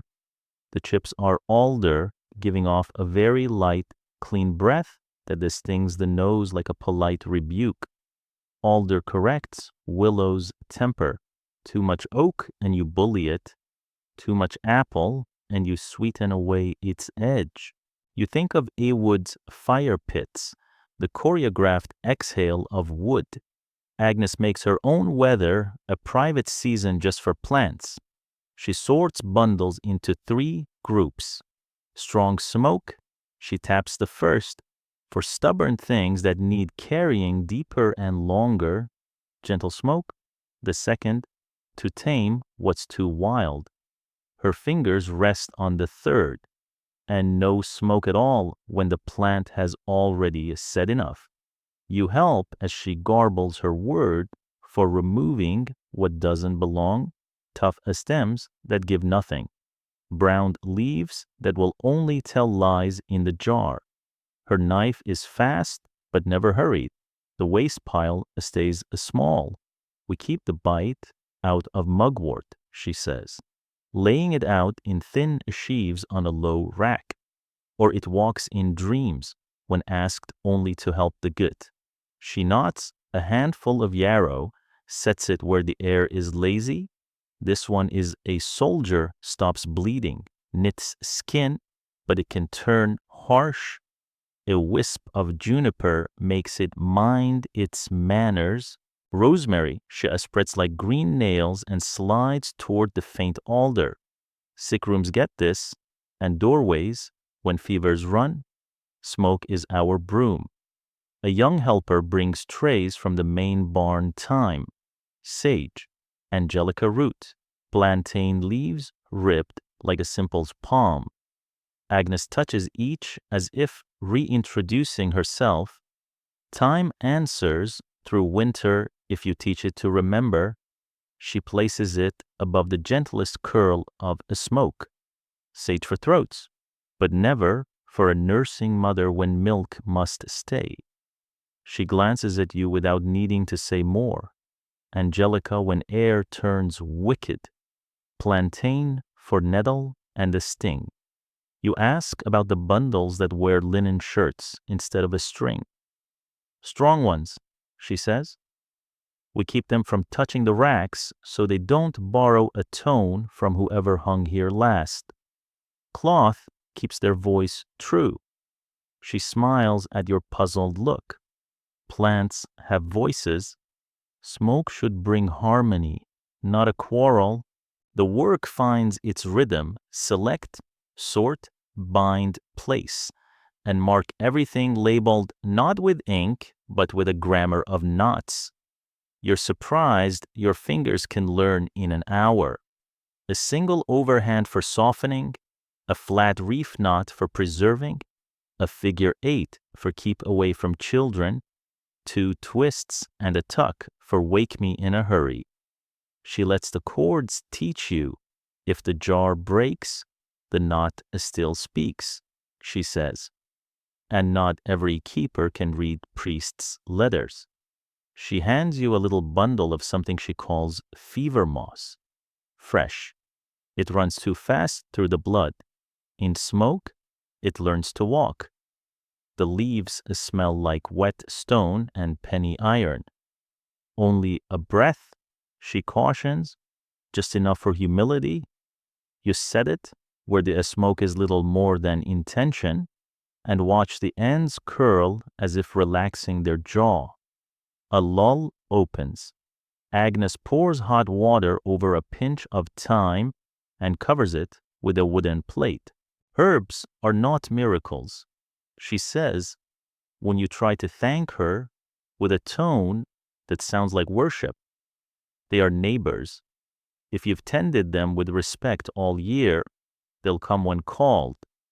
When people say magic, they often mean work done for a long time in one direction.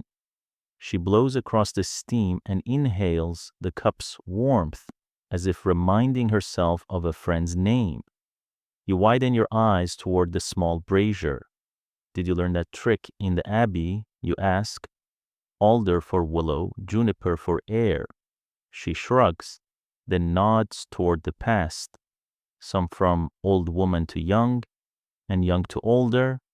Some from the monks who came asking for mint and left humbler. They write what we already know and call it a book. Fine. Books are good, when the mice and weather let them be. But we keep the bones of our knowledge in our bodies. The writing is to keep us honest. Her hands never stop. She checks a tray of chamomile petals, turned the precise color of late a straw, then returns a few heads to the lower rack. Not quite, she murmurs. To her, time is not a series of numbers, but a way the plant looks when it is finally itself. She steals a glance toward the main barn, where Awood fans blue smoke back into line. We've lived 3 winters on what that woman saved, she says. More, if you count years when she taught the rat to go elsewhere. By afternoon, the small room has filled with soft constellations of hanging green mint and meadow sweet, valerian like damp earth, elderflower like an almost memory of June. Agnes moves among them with a tenderness that does not conflict with efficiency. She checks a cloth-bound bundle with 2 fingers and a listening expression. Another half day. She decides. Too much smoke and you pickle. Not enough and you rot. We prefer keeping to either. The apprentices from the main hall bring in trays of ashes, each labeled by the wood that made them. Apple for soft soap, she says, running a fingertip through the pale dust. Oak when we need the lie to stand up and speak loudly. Juniper ash for a salve against winter rash, just a smear mixed with fat. The sort of kindness a skin remembers. She stores each in a clay jar with a lid wax sealed and pried open with a practiced twist. In another corner, she has a bee smoker, small, brass, its leather bellows darkened by much use. The beekeeper borrows certain smokes, she says, but not juniper too cruel for hives. Thyme and a little rosemary make bees forget their temper just long enough to be civilized. A woman from the priory appears at the door and stands as if needing permission. Agnes looks over, all sharp appraisal and old affection. Your cellar still damp? The woman nods.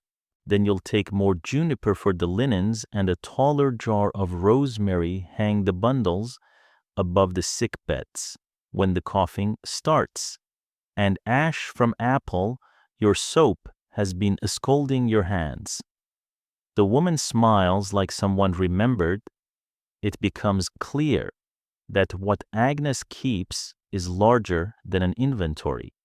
She keeps relationships between plant and person, wood and ailment, smoke and season, even between neighboring houses whose windows face different winds. When she sends you out for a moment to clear your lungs, you find yourself on the barn's threshold, watching the hanging world thicken into colors. You can name meats darkening to mahogany, grains turning quiet gold, herbs settling into muted greens and grays. Time has learned to sit. You return and catch Agnes tying a series of quick knots around a bundle of leaves the color of old coins. What does that say, you ask? She lets you feel the cord rather than see it. For fever that climbs and will not come down, and only at night, you boil it once, throw away the water, and then brew it again for the cup. The first water takes the mischief. The second takes the cure. She lifts a brow. You'll forget if you only hear it. Your hands will remember if they tie it. She does not speak often about danger, but when a young girl asks whether henbane is good for sleep, Agnes makes her look at the girl's own palm. Some plants demand you understand them in full, she says quietly. We do not keep what we cannot keep safe. She points instead to valerian, then puts a finger to her lips, the closest she comes to humor all day.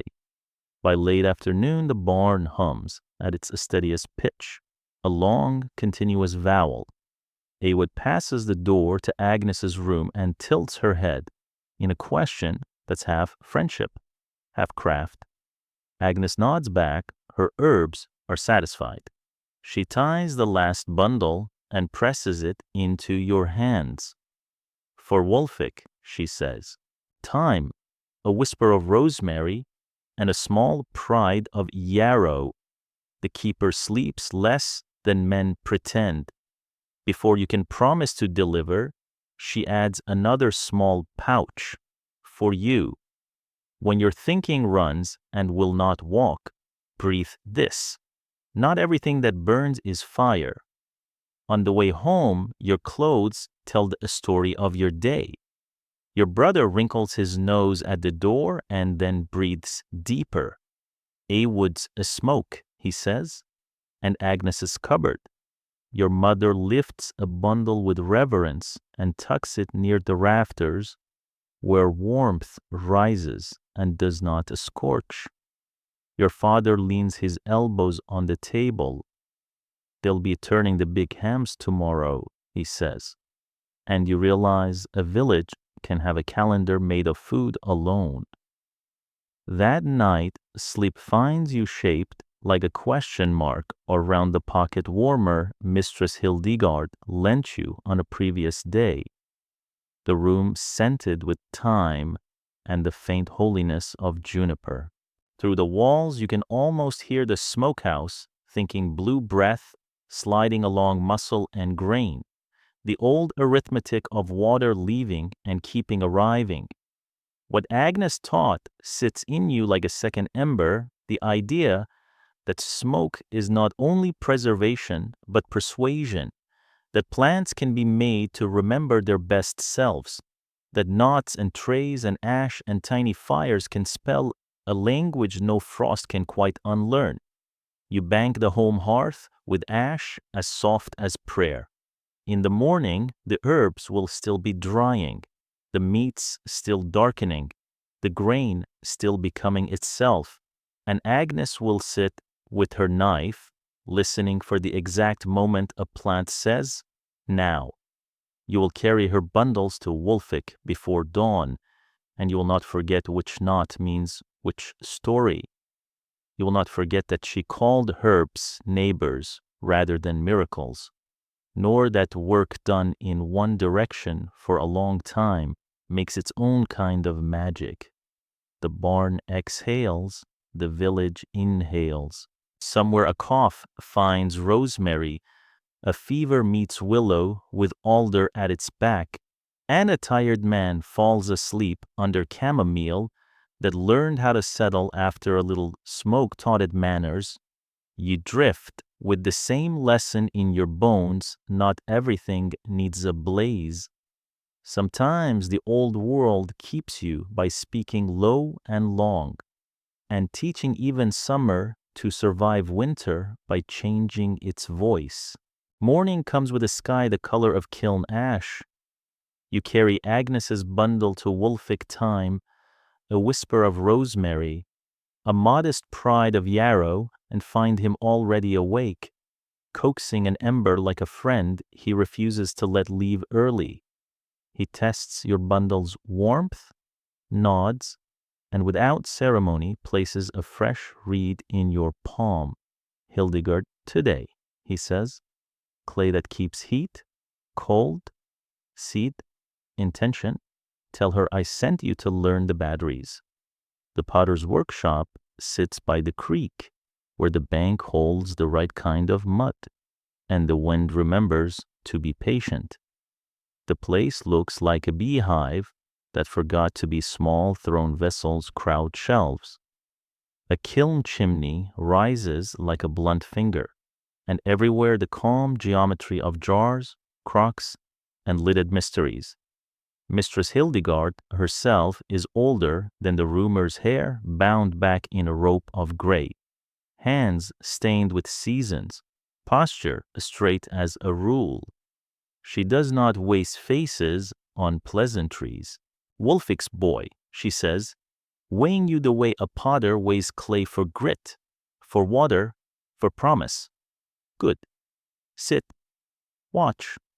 On the wheel before her, a vessel grows with the implacability of a tide, not a simple pot, two skins rising at once from the same foot, an inner and an outer, a thin, deliberate space between. Cooling amphora, she says, voice flat with pride that has outlived the need to be loud, older than the church, older than foolishness. Her thumbs define the gap with a tenderness that looks like admonishment. This chamber she taps, the space between walls takes sand and water. The outer breathes, the inner minds its business. Heat leaves by thirst. Evaporation, though she does not use the word, is the trick water drawn through a porous wall, turned to air by the day's hunger, stealing warmth from whatever sits within. She explains with the language of hands. If the clay is too tight, water sulks and cooling stays small. Too loose, and you've built a sieve. We temper the body with grog. She nods toward a sack of ground-fired shards and a little chaff burned to milk in the kiln. The outer must sip, the inner must keep. She pinches the inner wall thinner, then smooths the outer until it looks like the promise of shade. She sets the double-walled vessel aside to stiffen and draws forward another, a twin, already leather-hard. The sand matters, she says. Not any old scrape from the lane, river sand from the slow bend below the alder washed till it stops lying, sifted so grains aren't so fine they smother or so coarse they turn to stones. You help her fill the chamber grain by careful grain. The sound is a winter rain against a shutter. When she pours water, the sand drinks and then gleams. The pot darkens with gratitude. Now you listen. She taps the outer wall with a knuckle. The sound is dull at first, then changes as water creeps through porosity and begins its endless leaving. Hear how the clay speaks when it finds its work. She sets the amphora in a draught of air near the door. Hotter the day, kinder the device. In summer, you keep milk sweet and tempers sweeter. In harvest, beer that would turn rude stays decent. Her pride moves to a squat jar with thick shoulders and a mouth narrow as a purse. Heat battery, she says. Clay with crushed stone and the blacksmith's leftovers. She rattles a small pouch of iron filings fired until its memory of fire is stubborn. Warm it in the morning hearth, wrap it in wool, and it will say yes to cold hands all day. She hands you a smaller kin, made to nest in a pocket. Even cold, it feels as if it remembers warmth. Shepherds take them to the hills. Old bones ask for less complaint. She leads you to a shelf that looks like an alphabet of seals' lids, waxed and stamped. Symbols you cannot yet read. Preservation chambers, she says. For seed, for a baker's starter, for medicines that die of either damp or bragging. She pushes one toward you. It is heavier than your guess. Parsnip seed, she says. A liar after one winter unless you teach it to wait. Ash and dried herbs inside to hold the line. Clay tuned to breathe only enough. She looks at you, measuring whether you can carry more. Different seed, different clay. Beans want a braver wall than lettuce. Some want quiet, some want to hear thunder and still not a sprout. Why clay, you ask? Because it seems a holy arrogance to ask such much of dirt. Because clay can be taught. She answers, wood sweats where we don't want a sweat. Leather grows tired of its duties. Stone is honest but thick-tongued. Clay will be porous when you ask and stubborn when you command, if you give it the right childhood. Out back, part buried in the slope, stands a door you'd have missed if roots hadn't politely framed it. She unlocks it with a key she wears like an oath. Cold air and the smell of earth breathe out. Shelves line the little room, each bearing clay vessels labeled with Agnes-like knots and Hildegard's carved marks. Seed bank, she says quietly, which is not an exaggeration, but a description. Grains here, roots there. Herbs useful more than pleasant overhead. She floats her hand across a decade. Flood eats a field, a lord's war eats 3. We open this and begin again. She does not say we as a posture.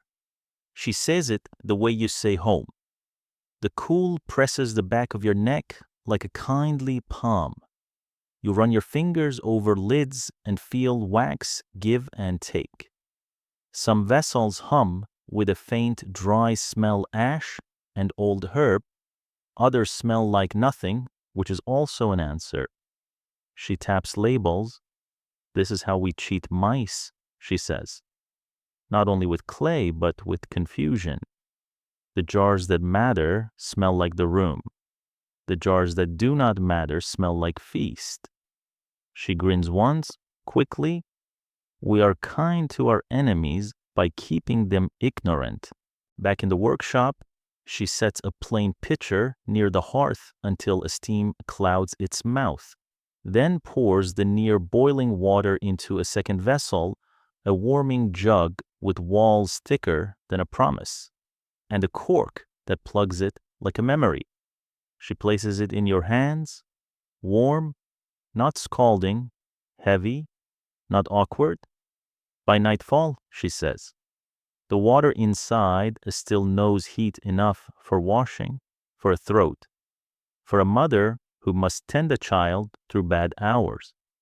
We don't boil the night with wood we don't have. We keep what a morning was willing to give.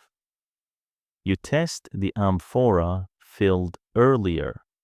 She draws 2 cups, one from a plain jar, one from the double-walled cooler that has been sitting in the door's breath.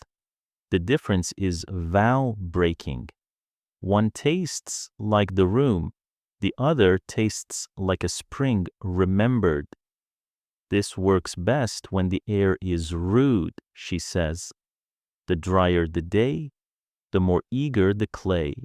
In the summer, you bury a pear in a shade and the inside honors butter longer than you'd think possible. She teaches the sand again, slower. Wash until it stops clouding the bucket, she says. Sieve through cloth, the same we use for pressing whey. Throw away the lowest handful and the top where the wind had its way.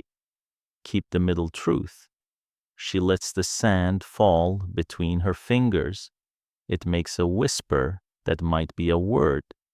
There are other contrivances. Fermentation crocks with water-sealed moats that let cabbage become February salvation without inviting every wild yeast to the party. Wine jars fat-bellied and narrow-necked, so temperature tantrums outside don't reach the slow work inside. Herb canisters whose lids tighten against fickle air, yet let the smallest breath pass so potency does not turn to arrogance. She shows you a set of interlocking vessels for medicines that a monastery would pay silver to fail to understand, a small inner jar for the thing itself, a middle chamber packed with herbs that keep it either dry or brave, an outer case that hoards or releases water on command. 3 small climates for one small life, she says.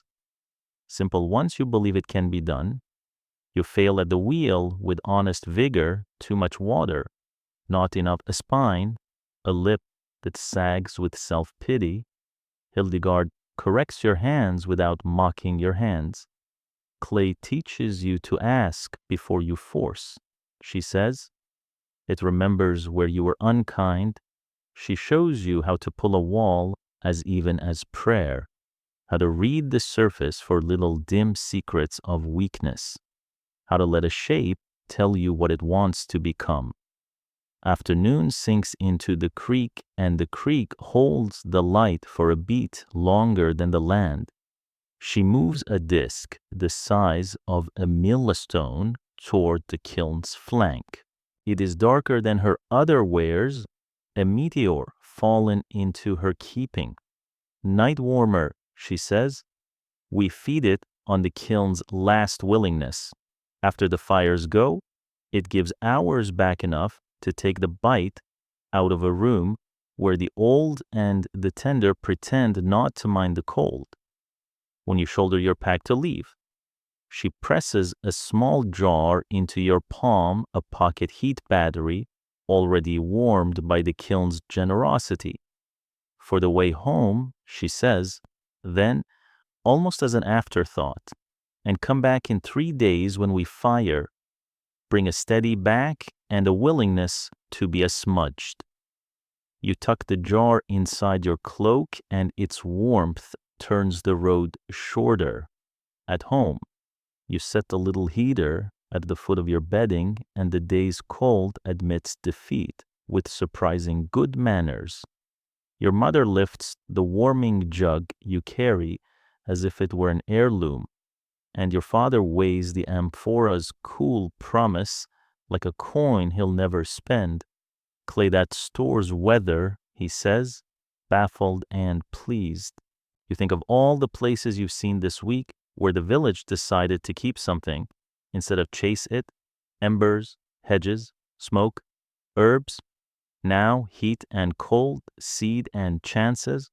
A pattern keeps surfacing like a woven flaw that is actually the design. Don't make more, lose less, teach matter to remember.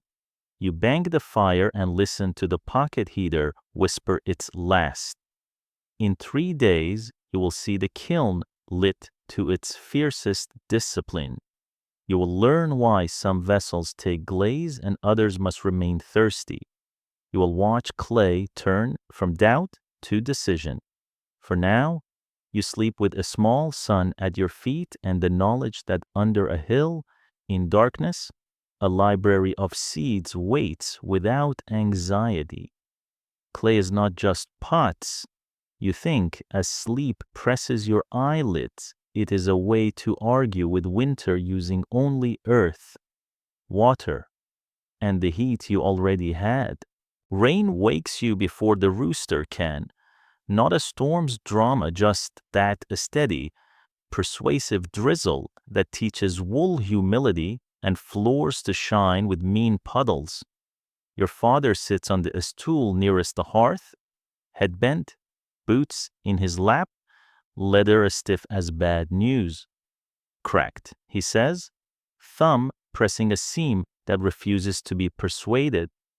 Water found me yesterday before I found the gate. In winter, wet feet are not discomfort. They are a coin flipped with sickness on the other side. Your mother looks over the rim of her cup. Martyr, she says, today, the tanner's yard lives downwind of the village by common consent. But Goodwife Martyr's open shed breathes a different scent than the vat's resin sharp and green, beeswax clean and honey sane, a ghost of animal fat that's been taught its manners. 3 iron pots crouch over low fires like squat little bishops. Steam lifts slow. Each pot a slightly different sermon. Martyr is built like someone who has taught rope to obey. Wolfick's apprentice, she says, wiping her hands on a square of linen that has its own history, and a pair of boots with opinions. She takes your father's in both hands, nods at the cracks as if they were old neighbors. We'll treat them last. First, you'll learn how to lie to water without lying to your feet. She tips the first pot with a paddle. The mixture flows like amber waking from a dream pine resin rendered clear. Tallow from last month's slaughter. Beeswax added until the shine remembers restraint. Base paste, she says. It feeds leather, teaches wool to shrug, makes linen less gullible. The second pot is darker, almost soot. For nets and ropes, she says. More resin, a whisper of charcoal to dissuade rot and sunlight both. The third glows paler, thinner, finer cloth, glove leather, baby things, birch instead of pine, so skin doesn't argue. A hunter arrives first, shoulders dripping, a quiver and a tired bag slung over him like debts. Swamp country east floods bad this year, he says. Need you to teach everything I carry to be uninteresting to water. Martyr grunts and reaches for a small jar. When she opens it, the smell of forest floor after rain steps politely out. Moss extract, she says, for your ear only. Mask for human scent. Some animals forgive a waterproof man, but none of them forgive a loud one. She tests a wool cloak next, laying it flat on a long table. Always a stitch before you seal, she says, showing you a small tear near the hem and setting it right with waxed thread that slides through like a good thought. Then she scoops a dollop of paste into her palm and forces it to become hands. Friction, she says. Warming is half the work. She rubs until her palms gloss and then begins in circles, small and firm, persuading the mixture to enter the cloth instead of sit on it. If you paint a skin, she says, it will crack the first time the world forgets to be gentle. If you feed the fiber, it remembers. She puts your smaller hands to work. At first, you're polite and achieve nothing. Harder, she says. And you learn to press until the wool brightens and softens under your insistence. It is not caress. It is courtship. Heat blooms where your hands insist. You move down the table as if reading a text that requires both eyes and wrists. Dense weave asks for patience and weight. Looser cloth wants repetition. She makes you pause and listen with your fingers. Feel that she says, that drag that's dry still, keep speaking. When the whole cloak is evenly darkened and warm, she hangs it near the fire to cure, not too near. Set, not cook, she says. We are not making a shell. We are reminding a thing how to be itself without letting water boss it. A fisherman brings a net, and the barn door breathes out the river into the shed. Martyr dips the net entirely into the darker pot, then hauls it up as if retrieving a catch, the cords dripping with a new promise.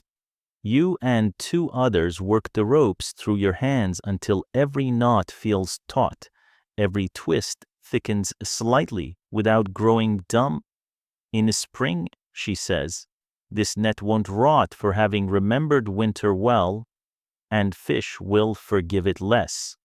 A young woman comes with a folded bundle, eyes bright with worry. For my sister's baby, she says softly. The roof over her bed leaks when it wants to. Martyr sets the third pot on a gentler heat, skims the surface with a wooden spoon, breathes the birch. No pine for skin that new, she murmurs. You lay the cradle board open, and together you work the lighter mixture into the wood until it glows like it has had a good meal. This will turn drops into beads that roll away, Martyr says, then adds a sliver of beeswax melted between her fingers and polished along the board's edges with a tenderness that surprises you. Practicality here makes room for affection. Villagers come as steady as rain. Work gloves as stiff as old opinions learn to bend again. A shepherd's heavy cloak takes the base paste, like instruction, and ends up shining with quiet health. A pair of leather bags get attention at their seams, where future failure always waits. Water is a patient burglar, Martyr says. It finds the unguarded corner. She shows you how to teach seems not to be doors. There's an order to everything that isn't rigid, a flexibility that isn't laxity. She adjusts her mixtures almost without appearing to, adding charcoal when a man mentions he'll be hauling in summer sun, thinning with warm tallow when a woman says her path runs along an icy stream. Season matters, she says. Winter wants flexibility, too much wax, and a thing shatters when cold tells it to. Summer wants a finish that breathes, or you'll drown wearing your own sweat. You begin to hear the shed as a conversation with weather. At midday, she shows you the test that counts. The rain has obligingly filled buckets under the eave. She pulls the now cured shepherd's cloak from its peg and lays it out, then flicks water across it with fingers like a blessing. The droplets purl and run, the wool beneath unchanged. You feel a small, absurd pride as if your hands have convinced physics to look elsewhere. The hunter's bag gets the same proof. The ferrying smile he gives is not to you, but to his future self in a swamp, dry. Finally, your father's boots. Martyr sets them by the fire until the leather remembers it isn't a board. She cleans with a damp cloth until old failure lifts, then warms the base paste more than before until it sits on a spoon like a promise. Cracks need deep talk, she says. You hold one boot as she works the mixture in with ferocity that stops short of damage. The pressure warms the leather itself, not just the paste. You can feel through your palm the moment the boot stops resisting and starts drinking. She attends to the heel seam with a concentration that dismisses the rest of the world. This is where the river gets in, she says. We build a better bank. She leaves the boots to cure and makes notes without paper. A notch of paste on the rim of one pot means more beeswax needed for the next batch. 2 slashes along the handle of another mean for rope without anyone having to ask. She draws a small clay pot from a shelf and presses it into your hand. Travel salve, she says, for when a seam admits it made a mistake. The lid is waxed and tight. The smell, when you cheat it open, is resin and something like green patience. Warm between your hands. Speak to the failing spot.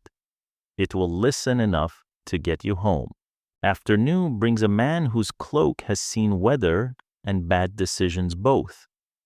Martyr does not scold. She sprinkles a pinch of fine mineral powder into the base paste. A trick, she says, helps in bites of hard cold. You watch the way she listens to materials and people at once, calibrating each mixture the way Agnes calibrated a smoke, the way Hildegard tuned clay small liver changes. Outcomes huge. A boy bumps a pot and startles. You grab his wrist before his hand remembers heat the wrong way. Martyr glances once and nods, then shows the boy how to hold the paddle so it senses him back. No one is made to feel foolish. The work corrects without punishing. By late day, the shed smells like a story about forests that decided to be useful. Cured items come down, owners return and run water off them with the same satisfaction as a well-told joke. Your father arrives with his eyes narrowed by hope. Martyr lifts a boot, tilts it, and pours a thin stream from the bucket along the seam. The water beads and skates clumsily away. Your father exhales for the first time all day. Again in a fortnight, she says, to teach the leather you meant what you said. People tease Martyr that she keeps the rain's respect. She shrugs as if to say, respect isn't the point. Cooperation is. We don't defeat water. She tells you while scraping her paddles clean. We agree with it about where it can go. You shoulder your father's boots and the small pot of emergency paste. And it occurs to you this is the same sentence you have been learning all winter, only with different nouns. The hedge doesn't stop wind. It slows it until the field can think. The smoke doesn't kill time. It stretches it until hunger loses interest. Clay doesn't make cold or heat. It keeps each until you ask. Fire doesn't shout. It remembers. And martyrs' mixtures don't deny rain. They persuade it to pass by. On the walk home, the drizzle has decided to practice patience. You stop under the hedge long enough to test your own cloak where your hands worked earlier. Water bows and slides. At the door, your mother runs a finger along the baby's cradle board, smiles at how droplets gather themselves and leave. Your father laces his boots and stamps once on the threshold. The sound is dry and brave. That night, you warm the small clay heater Hildegard gave you and set it at your feet. Watch the flame you banked wake without complaint, and lay Martyr's emergency pot on the mantle where the family will remember it before the weather remembers them. The house smells faintly of pine and bees and old, clean smoke. You fall asleep thinking of the 3 pots over their low fires, of circles rubbed into wool until the cloth learned to be itself under pressure, of water taught to admire surfaces instead of erode them. In a world that leaks by nature, someone has to agree every morning to keep what matters inside. Rain spends itself in a night of soft persuasion, then leaves the morning a map of puddles and a sky the color of pewter. You're helping your mother ring bedding over the hearth when Master Wolfik appears, damp at the edges, breath making a little smoke of its own. He doesn't enter keepers of embers ask without a stepping on thresholds. A favor, he says, formal as a bell toll. My sister's boy in Oakwick burns with fever. The medicines are ready. My knees are not. His gaze turns to you. Oldwin will guide you. Oldwin waits at the village fringe, where field becomes woodland. He looks carved from the same weather as the hedge beard, like winter grass, eyes pale as rye under frost. His cloak has been patched so often it's more lesson than garment. He nods once to Wolfik, once to you, and turns into the trees with the authority of a path no one else can see. Keep up, he says. Don't spend words. You'll need them later. The forest is rehearsing its thaw, but not yet ready to perform. Branches weep, moss drinks, the earth sulks under a skin of mud, where a narrow stream should be. A swollen brown force has pulled the log bridge away like a toy. Oldwin stops and does a strange thing. He closes his eyes in a world that looks dangerous. He tips his head. He listens.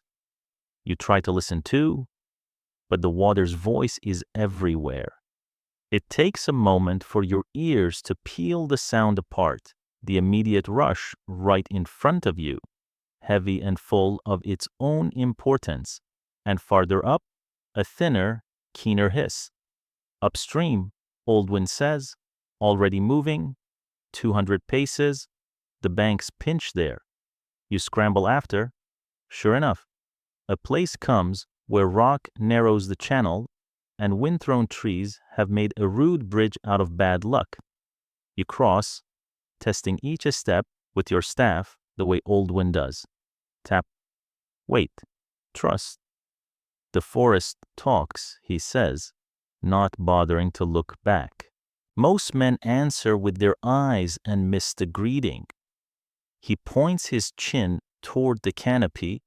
Hear the woodpecker oak and beech on this side. Hear the silence that follows the jay's complaint, that means open ground within a bow shot. Hear the small river's voice behind our left shoulder. That means we're walking true when we want Oakwick. You frown. How can you tell which river when everything's dripping? He snorts. Not unkindly. Rain is a chorus. Rivers sing alone. He cups a hand to his ear and you mimic him. Slowly you begin to piece the language, the even breath of a stream that never stops. the irregular tapping of drops from branches, the different way wind hisses through pine needles whispery, needled versus how it rubs leaves flatter, like a hand across grain. Oldwin walks as if the forest had planned him.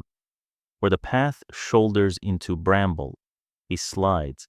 Where it sulks into mud, he finds the roots under the mess and dances along them like a sober acrobat. Don't trust your eyes, he says, when the fog begins to gather, or they'll sell you a fairy tale. The world folds into wool. You can see your hand, then your staff, then only your breath. He stops, cups his hands around his mouth, and sends a short calling note into the white. It flies, hits something, and returns thinner and quicker. Clearing, he says, 30 paces, then trees again. You try. Your call is a clumsy thing, but even clumsy sound comes home with news. The echo off close trunks is fat, short. Over open ground it thins and takes longer to return.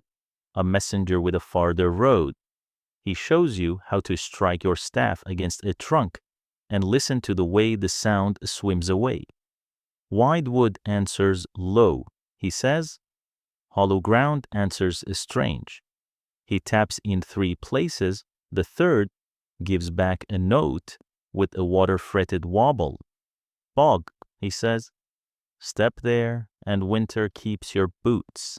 The fog thickens until even direction feels like something you lost in last year's harvest. Oldwin looks pleased, which alarms you until you understand this is his good weather.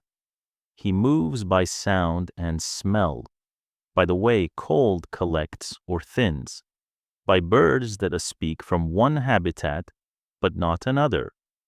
If you hear larks, he says, you've wandered toward meadow. If you hear only wind in spruce, you're climbing more than you think.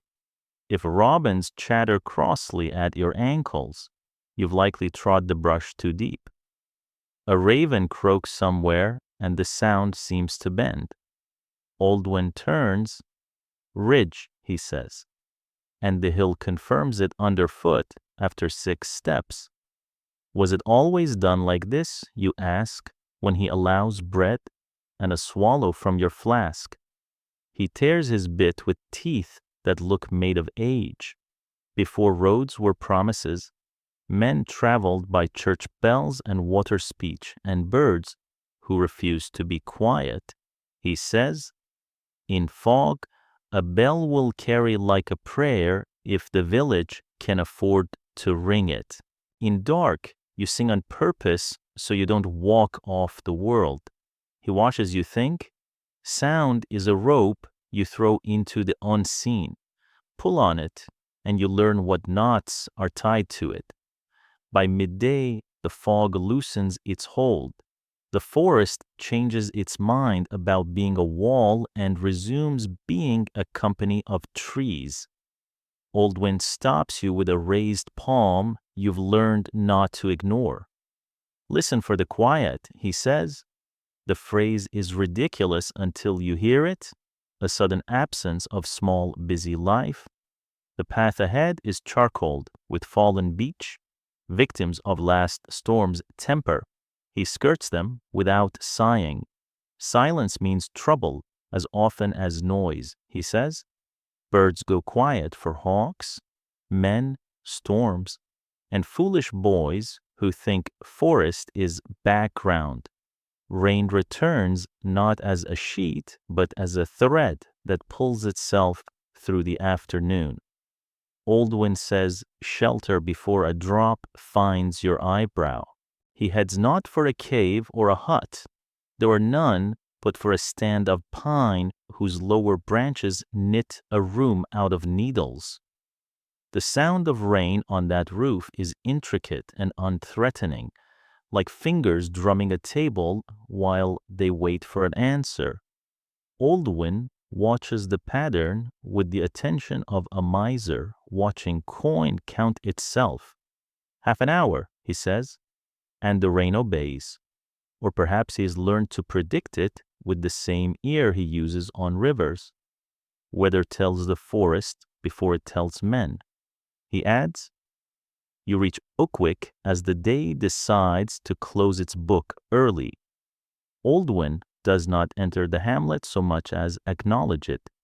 He softens nothing for people who prefer edges. Wulfik's sister meets you at her door, eyes sleepless, hands red from cooling cloths wrung dry. You hand over the oiled packet willow tempered with alder's breath, a quieting of thyme and rosemary. Yarrow waiting in a knot that means bleeding. Stop. She blesses you both with a wordless touch to your sleeves. Oldwin refuses a stew, which would be rudeness in any other man and is simply Oldwin being Oldwin. Go while there's light left to regret, he says, and you go. The return teaches the same lesson twice. Dusk edits the world down to what you can hear and feel. The path you thought you knew shows you another grammar. You begin to name it before Oldwin does a stream right. Open ground ahead. Pine to the left by the higher hiss, a bog by the wrong kind of echo. He approves with a grunt that is almost affectionate. Night arrives without ceremony. It isn't black, it's layered tree dark. Ground dark, the darker shape of a hedge where field begins again. Oldwin sings then a thing you did not expect. Not a tune for listening, but a long vowel that carries ah at a measured pace. The sound returns from the dark with 100 small truths. How far the next stand of trees stands, where the lane opens, where a stone wall sits with its cold cheek turned toward you. He times his steps to the echo so you stop walking in a large and dignified circle, the way men do when they are proud of their eyes and too proud to use their ears. Why not carry a torch, you ask once, because you are still a boy in love with flame. Light blinds everything it doesn't touch, he says. A torch makes a small day and you live inside it. Then the world outside the day walks right up to you, while you admire your own cleverness. The rebuke finds its mark and settles there, not as shame, but as a correction you were hungry for without knowing. Close to the village at last, he halts. Listen backward, he says. You do.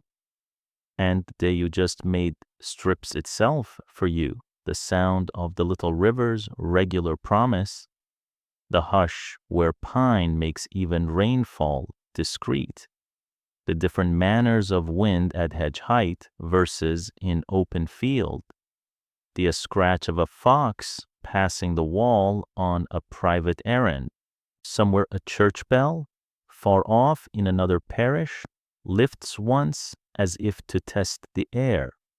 You never noticed how far a single iron note can travel when the world is dark and means it. Men in your century put songs in their ears so they don't have to hear where they are, Oldwin says, as if he's wandered out of a dream and into an argument beyond the edge of his life.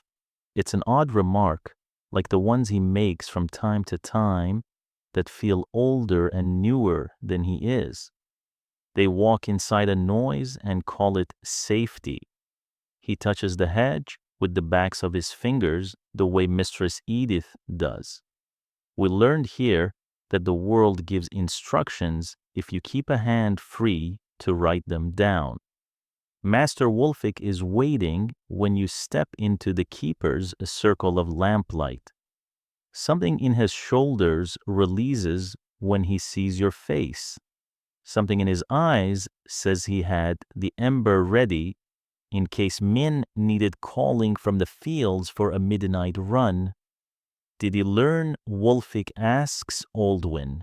He listened. Oldwin says, whether he heard, we'll know when fog comes again. He does not smile, but he allows the corners of his mouth to think about it. He touches your shoulder lightly, a blessing in the dialect of men who don't use the word. At home, your mother has kept a little stew warm in a clay jug Hildegard made, and your father tests his new old boots by walking in from the yard without a wet declaration. You set the staff by the door and realize your shoulders are not as tired as they ought to be. Listening makes your body clever, not only your mind. In bed, you do not reach for sleep immediately. You lie on your back and try to hear the house. The thatch whispers in one way, the door mortise in another. The fire speaks the soft language of good banking. Your brother snores in a tone that says he will deny it in the morning. Outside, the hedge moves a little when fox feet pass, and the robin keeps stupidly optimistic hours even in winter. You think you will never again call the forest silent? You think you will never again walk with your ears covered if you can help it. You think of old wind's long vowel thrown into darkness, and the way it returned as a map with no ink. You think of how a human can decide to be a better animal without being less a man. Before sleep takes you, you retie one of Agnes's knots in your mind, 2 turns and a tuck. That means urgent. So if Wolfik knocks again at first light, you will remember your boots, your staff, and the rope of listening you can throw into weather. Sound wasn't primitive, you decide, as the house breathes around you. It was a lantern you didn't need to carry. By morning, your legs complain, but your head is bright as frost on hedge thorn. Over porridge, your father mentions it as if noting the weather. Tonight, we have the remembering. The word lands like a low bell. At midday, Master Wolfik calls you to the elder oak. He's not alone. Mistress Edith stands with her gloves tucked into her belt. Goodwife Awood leans on a paddle as if it were a staff. Mistress Hildegard's palms are streaked with fine clay. Goodwife Martyr smells faintly of pine and bees. Oldwin waits at the edge of the light like a boundary marker with a beard. This is the binding work, Wolfik says, voice even. You've learned systems. Tonight, you learn what keeps them alive when ink is scarce and time has bad manners. They show you the scaffolding before the performance. Benches are set in a ring, not by chance but by compass. Winter crafts to the north, firekeeping, hedging, smoke. Summer to the south, dye plants, hay. Harvest lore. East holds matters of beginnings seeds, lambing, bread starter. West keeps endings culling stock, laying hedge, banking fires. Torches stand where they always stand, in numbers that mean something when counted clockwise. This year's rains. The sheep tallies. The jars sealed in Hildegard's room under the hill. Place shapes memory. Mistress Edith says, your legs will remember what your tongue forgets. Children dart like finches, but none of their movements are wasted. They chalk small signs in places, only they seem to notice a bird track on a bench leg, a flowery moon beside the well, knots tied and untied on a rope that runs hand to hand. Anchors, Goodwife Awood murmurs, when the eyes can't come, the fingers still can. Night gathers with the quiet authority of an elder. The village closes its doors and opens its circle. The elder oak hums to itself in the cold. Above, a sky clean of a storm shows its salt. Wolfik steps forward with none of the priest's theater. The remembering begins. He says, as it has for as long as anyone says it has. 3 small children are first. They hold hands and move in a slow circle, palms clapping in a pattern that doesn't feel like play until you feel it in your wrists. Their voices braid nettles up when birds start a spring. Pinch with cloth, not bare hand a sting. Dandelion root for tea, bitter tongue but bowels agree. They turn and clap again, the rhythm turning the words into rails. The thought runs upon chickweed, mild eat leaf and a stem. Sorrel sour don't overhem, ground ivy for the cough's hard fit, elderflower to soften it. You hear Agnes's cupboard hidden in a children's game. The little ones laugh when a verse stumbles, and that too is part of the machine error. Sounds wrong at once. The circle corrects without scolding. Young women follow with a weaving dance. Their feet trace the shuttle's path between warp and weft. Their arms rise and fall like heddles. As they move, they chant measurement and method. Flax is pulled, not cut it clean, ripple, ret, then break the glean. Scutch the boon, then hackle fine, spin it damp for a sturdy line. A girl marks each change with a flick of her wrist, and the whole dance is a loom you can walk through. You find yourself lifting your heel in time. The steps sit in your body before your brain volunteers. An old couple take the center for weather. Their chant is a call and response that tastes of 100 dawns. Swallows high, clear sky. Swallows low, wet sow. Oak leaf north, build a fourth. Oak leaf south, drought's mouth. Someone in the ring grins at the rhyme. Someone else mouths along. A child frowns toward the sky as if to confirm. The chant is playful and precise both, with room for a finger pointed toward a cloud that looks like the wrong kind of promise. Hunting lore arrives under the cover of a hand-clapped game boys always seem eager to play, made of rhythm and mock pursuit. But in the side, the chase are lines like knots. Rabbit run on dew-wet clay curve and wait at hedge-low lay. Wind at left. What foot goes first? Right for scent, or day is cursed. Through it all, small objects travel a willow stick carved with notches during the farming recitation. A smooth stone the hunters roll palm to palm when migration paths are sung. A strip of leather stamped with circles that belongs to the tanner's verses about seams. The objects are not props but keys that open cupboards in the mind. When one follows a track through the circle, the story follows in the same groove next winter.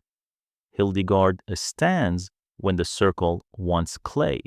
She does not dance. She arranges 3 jars and 1 amphora and sings low enough that only the first bench hears at first. Then the hum spreads like heat. The words are plain. Sid sleeps tight in thirsty room. Ash and herb keep out the bloom. Milk keeps sweet if walls can breathe. Water leaves, the jug's a sieve. Heat remembers iron's kiss. A stone and shard teach clay to this. She wraps the vessels in turn, and the hollow, the bright, the deep notes stack into a chord you recognize from her kiln. Then she gestures toward the west benches, where a small boy, he cannot be more than 9, takes a clay disc the size of a plate and passes it hand to hand. Each person names a ewe's foot warming, midwife's night. Old bones, by the time it returns, the circle has repeated the list twice, and you, without trying, could recite it. Wolfick's verse arrives later, and it is the least musical and the most stubborn. He leads, and the village answers. The rhythm makes error impossible. Bank at dusk ash, not husk, hole for breath, pinhead death. Ember tame, clay and frame. He breaks pattern once to tell a story you already know: a wet winter, a family's fire gone wrong, a small grave. Then he returns to call an answer so the sadness doesn't swamp the lesson. It would be sentimental if it weren't so boiled down to use. You notice redundancy not as waste, but as design. Fever knowledge appears 3 times in an elder's chant. In women's weave, cool cloths wrung with willow bark, and in the children's plant circle. Firekeeping returns in a lullaby. The older mothers sing in the back row to babies, too small to learn on purpose. Embers sleep, but never die. Feed them ash and close your eye. You write the rest in your head without meaning to. The song is scaffolding. If the circle were forbidden tomorrow, a mother could keep the fire alive and teach the song in a whisper without a council's permission. Someone recites boundaries in a way that looks like a procession without the walking. They name the bent willow by the stream, the glacial stone that looks like a squatting pig, the elder stump burned and now sprouted, the ash where the bees kept sits when a swarming starts. The village landscape becomes a memory palace laid flat in a speech. Children point in the right directions even though they cannot see what's being named in the night. Beating the bounds without blisters. Oldwin mutters approval into his beard. Error correction is part of the show. When a boy rushes a verse about dye plants weld, woad. Matter 3 grandmothers bark again as one, half stern, half laughing. He starts over, and the circle stamps in time so his tongue can't trip. Redundancy is not boredom, it's insurance. 3 songs hold the same recipe because a song can get lost. Between pieces, a barrel of remembering ale makes the rounds mild, with a sprig of rosemary floating in each cup. Memory is chemistry as well as craft. No one drinks deep, no one gets foolish. The ale warms the edge off nerves and helps shy mouths lead when their turn comes. A priest once scolded this gathering. Someone whispers near you, but the circle didn't argue in court. It shifted its forms. The clapping games persisted when men with badges came to count. The hunting stones stayed smooth in pockets even when songs were replaced by work songs. The hedge marks held when a book burned. Final knowledge was stored where weather and war had the most trouble getting at it: in hands, in feet, in habit, in place. Near midnight comes the chain check. Names are spoken with the duty they carry: fire-keeping Wolfic, Ace, Bram. Elric, come forward. Your name surprises you by being your name. You step with weak knees and feel 3 hands drop briefly onto your shoulders in a weight you accept. 2 other chains follow: seed preservation Hildegard, lambing Edith, and a pair of girls who blush but speak clearly. Smoke Awood and her nephew, waterproofing a martyr, and a patient of hers who never forgot wet feet. If one link fails, 2 others hold. No secret is kept by only one mouth. By the time the East thinks about color again, you are not sleepy. The circle's long work has put new scaffolding inside you. Wolfic finds you without looking like he was looking. He presses a small carved token into your palm, a coal etched onto wood, a cord through the hole. When you feel this, he says, your mouth keeps the fire song whether you mean to or not. That is the point. You stand under the elder oak as the torches go dark one by one, and twilight thinks about being day. The benches look like benches again.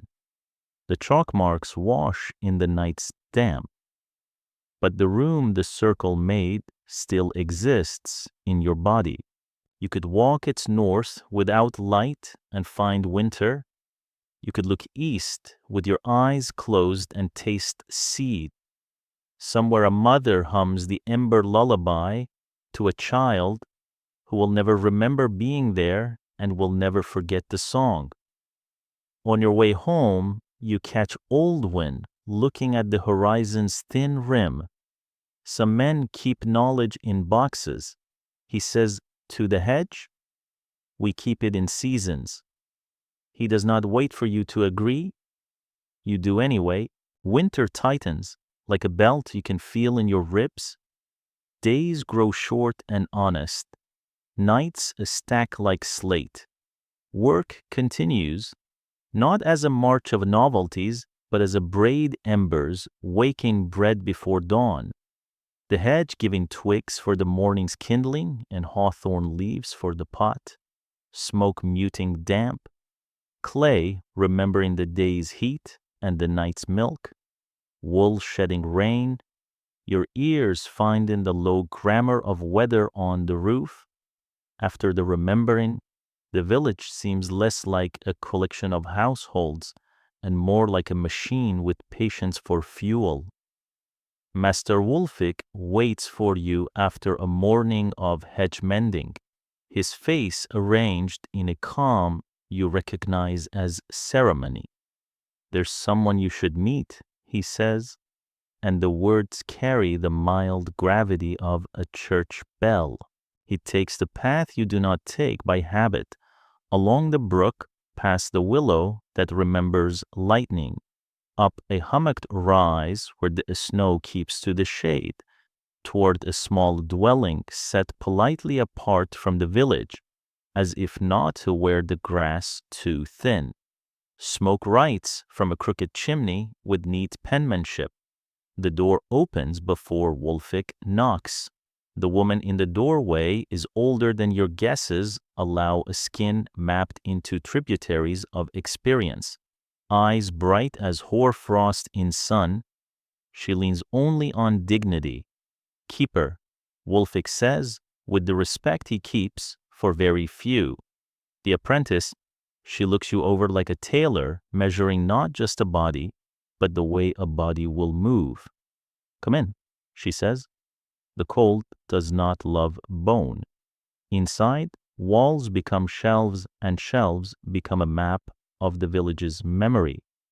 Bundles of herbs tied with colored threads. Stones smoothed to the shape of a palm, each marked with a symbol you do not yet speak. Bits of bark cut and notched. Clay tokens etched with signs like a shorthand of weather. A loom in one corner holds a cloth so intricate you'd swear it could answer questions. On the hearth, a kettle mutters to itself. The air smells of clean ash, spun wool. A winter apple kept from forgetting. You have been taught techniques, she says, settling with the ease of a cat in the good chair. Fire that travels, hedges that feed and refuse, smoke that persuades, clay that stores seasons, resins that teach water to mind its road, ears that make maps, songs that don't die when books do. She lists these as if reciting beads. Now learn what ties them by the wrist. You sit. Wulfik does not. He stands with the good manners of a student who knows this desk from boyhood. The memory keeper. You're shy of guessing her name, pours 3 cups and places one in your hand. What do all these have in common? She asks. Your mouth offers the obvious. They keep us alive, and you hate the thinness of the answer even as you speak it. Deeper, she says gently. Look how they behave, not what they are. You think of water slowed by hedge and glaze, of heat held by clay and carried by ember, of smoke drying what would otherwise spoil, of song fixing thought into muscle. They keep what we already have. You try. They don't invent so much as remember. They lose less. She smiles, and the room warms half a degree. That, not the miracle of making, but the discipline of keeping. Our people learned conservation before they learned wealth. It is not a poor virtue. It is the queen of virtues, because it makes room for all the others. She leans forward, bones and will. We are not 7 crafts. We are one habit done 7 ways. Wolfik goes to a chest near the bed, old wood polished by generations of hands, and opens it with the delicacy one reserves for sleeping infants and temperamental saints. He brings out a small book, leather darkened by time and smoke, edges softened like well-handled bread. The keeper lays it on your knees. It does not feel like a book to be owned. It feels like a book that owns the lap it rests on. Can you read? She asks. You nod. The priest taught letters to children who could be spared an hour after the cows were seen to. A small mercy you never thought might matter like this. Good, she says. We do not worship marks on skin, but we employ them. Her finger traces the cover's weathered grain. 14 mothers and 2 stubborn men wrote this, beginning with my mother's mother's mother. Each added in her time the thing the last time forgot. You open the book with 2 hands, drawings first, a hedge cut and bent, the angle of the lay measured with a cord, a reed sealed with clay, pinhole marked with a dot, and a note about breath, a double-walled jar, arrows showing the long leaving of water, a crook-lidded crock for fermentation, with a moat of water drawn like a moat for castles, a diagram of knots with tiny marginal pictures, a child's hand, a feverish brow, a lamb's slick shoulder telling the knots' uses to those who cannot read this script. On other pages, paragraphs in neat hands and crabbed ones, the proportion for pastes in weather that bites, the month a seed will keep its promise if kept dry, the way to build a hedge port so it vanishes under panic and reappears under calm. This is for precision, the keeper says. Memory is for resilience. She taps the book lightly. Together, they survive war, weather, and human foolishness. If this burns, the song lives. If the song is forbidden, the book whispers in a chest like this one until it is needed again. We do not allow our tools to have only one shape. You study until the kettle asks to be refilled. The keeper's commentary is measured as the marks. She corrects a proportion here. Too much beeswax for a winter colder than usual. Updates a note there. Worms found in rye last year smoke longer, but with juniper only. Or the bread remembers an argument. She will not let you memorize as a parlor trick. Understand why? Or you will make messes that rhyme with the right answer and still poison children. She says, with a tenderness that does not excuse. When your questions begin to tangle, she cuts through. Your age loves specialists, she says. And the phrase lands oddly as if she has more ages than one in her pocket. Men who know 1 inch down a mile deep. Our age could not afford that. The hedge wife must be half healer and a quarter mason and a decent weaver of baskets. The keeper of embers must know how smoke behaves and how babies breathe. Hildegard throws pots like a bishop writes letters, but she must also read weather, or her clay answers with cracks. She pats the loom thread with 2 fingers. Wholeness was not a philosophy, it was survival.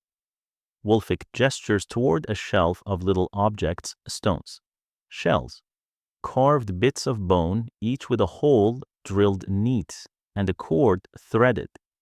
Memory anchors, he says.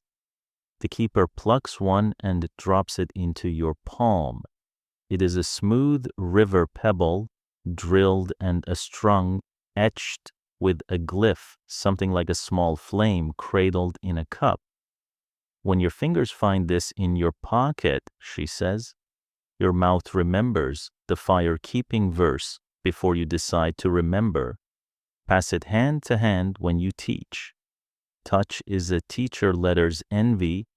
She closes the book, returns it to the chest, and locks the lock with a key she wears at her throat, the way a young girl wears a saint. Redundancy, she says, more to the room than to you. We trust no single channel with the whole village. We spread knowledge across minds, mouths, marks, places, and objects until failure would need to be an organized army to have a chance. You ask, cautious about danger. What happens when a lord forbids song or a priest decides our knots are witchcraft? The keeper's laugh is old and very alive. Then we play at different games. The plant song becomes a skipping tune. The fire verse becomes a lullaby. The hedge marks look like children's scratches. The book sleeps under bread in the pantry because no one digs there for sin. She pours more tea. We have had practice. Wolfik takes his leave with a bow you will one day earn. The keeper keeps you. Now, she says, say back to me what you think you have learned, as if you were teaching a bright but obstinate cousin. You try. At first you retell the book, too literal by half. She shakes her head. Not facts, she says. Connections.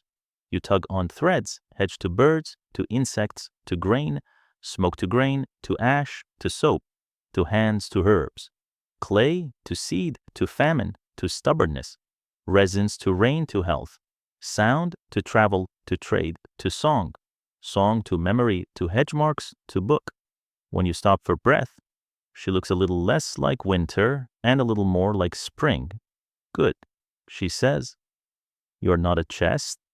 You are a loom. Dusk leans in. She fetches from a small box a pendant of polished stone, dark as the brook in January, its edge worn slick by many thumbs long before yours. The same flame and cup mark sits on its face. She lifts the cord over your head.